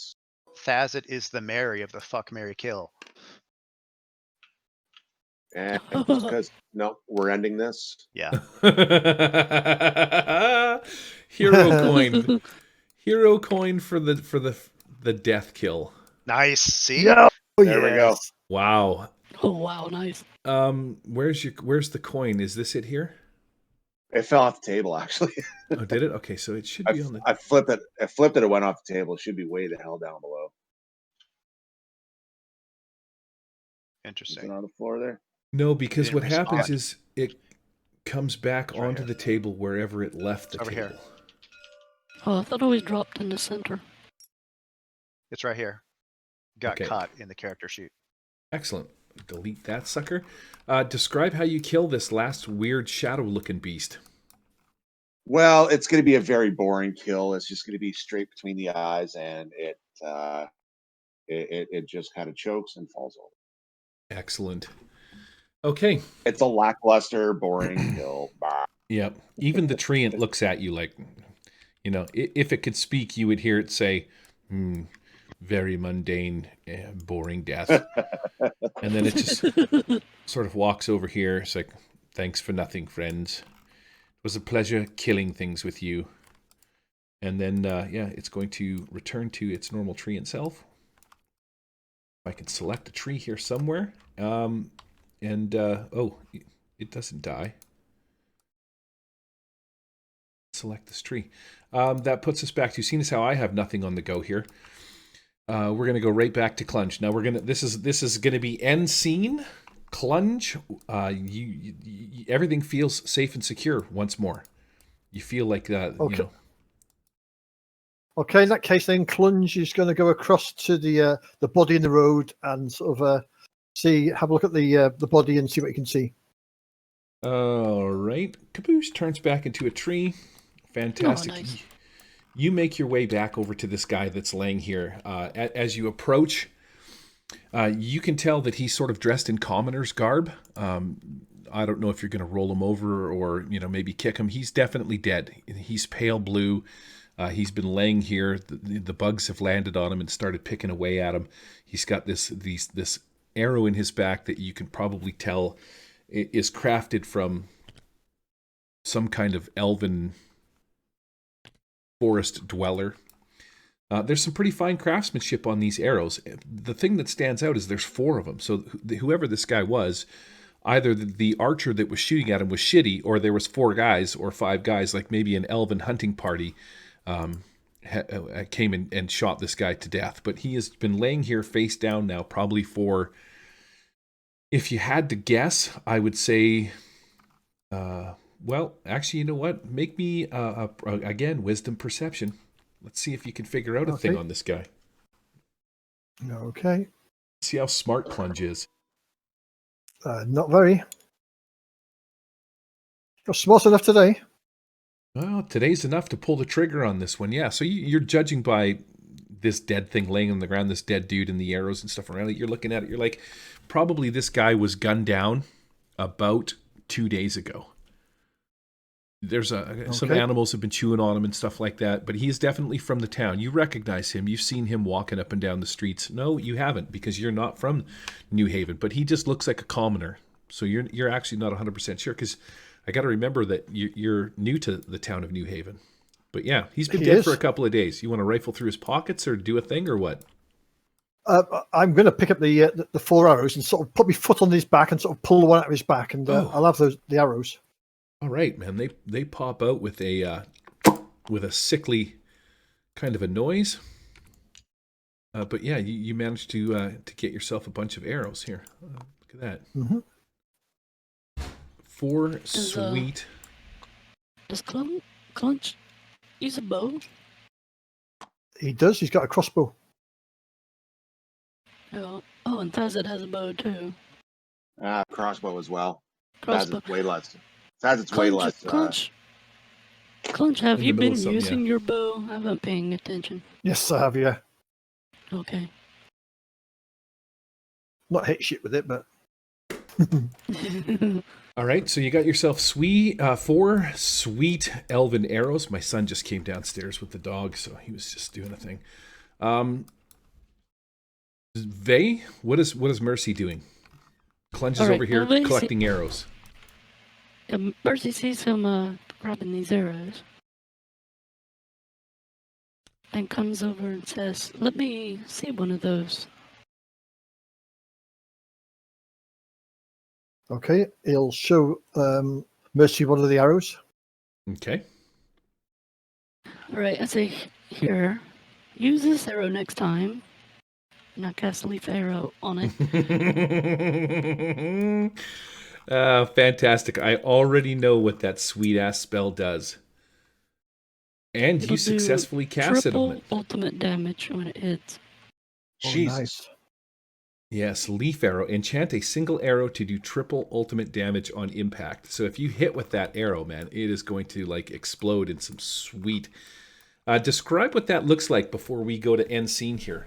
Actually, there's... Yeah. All right.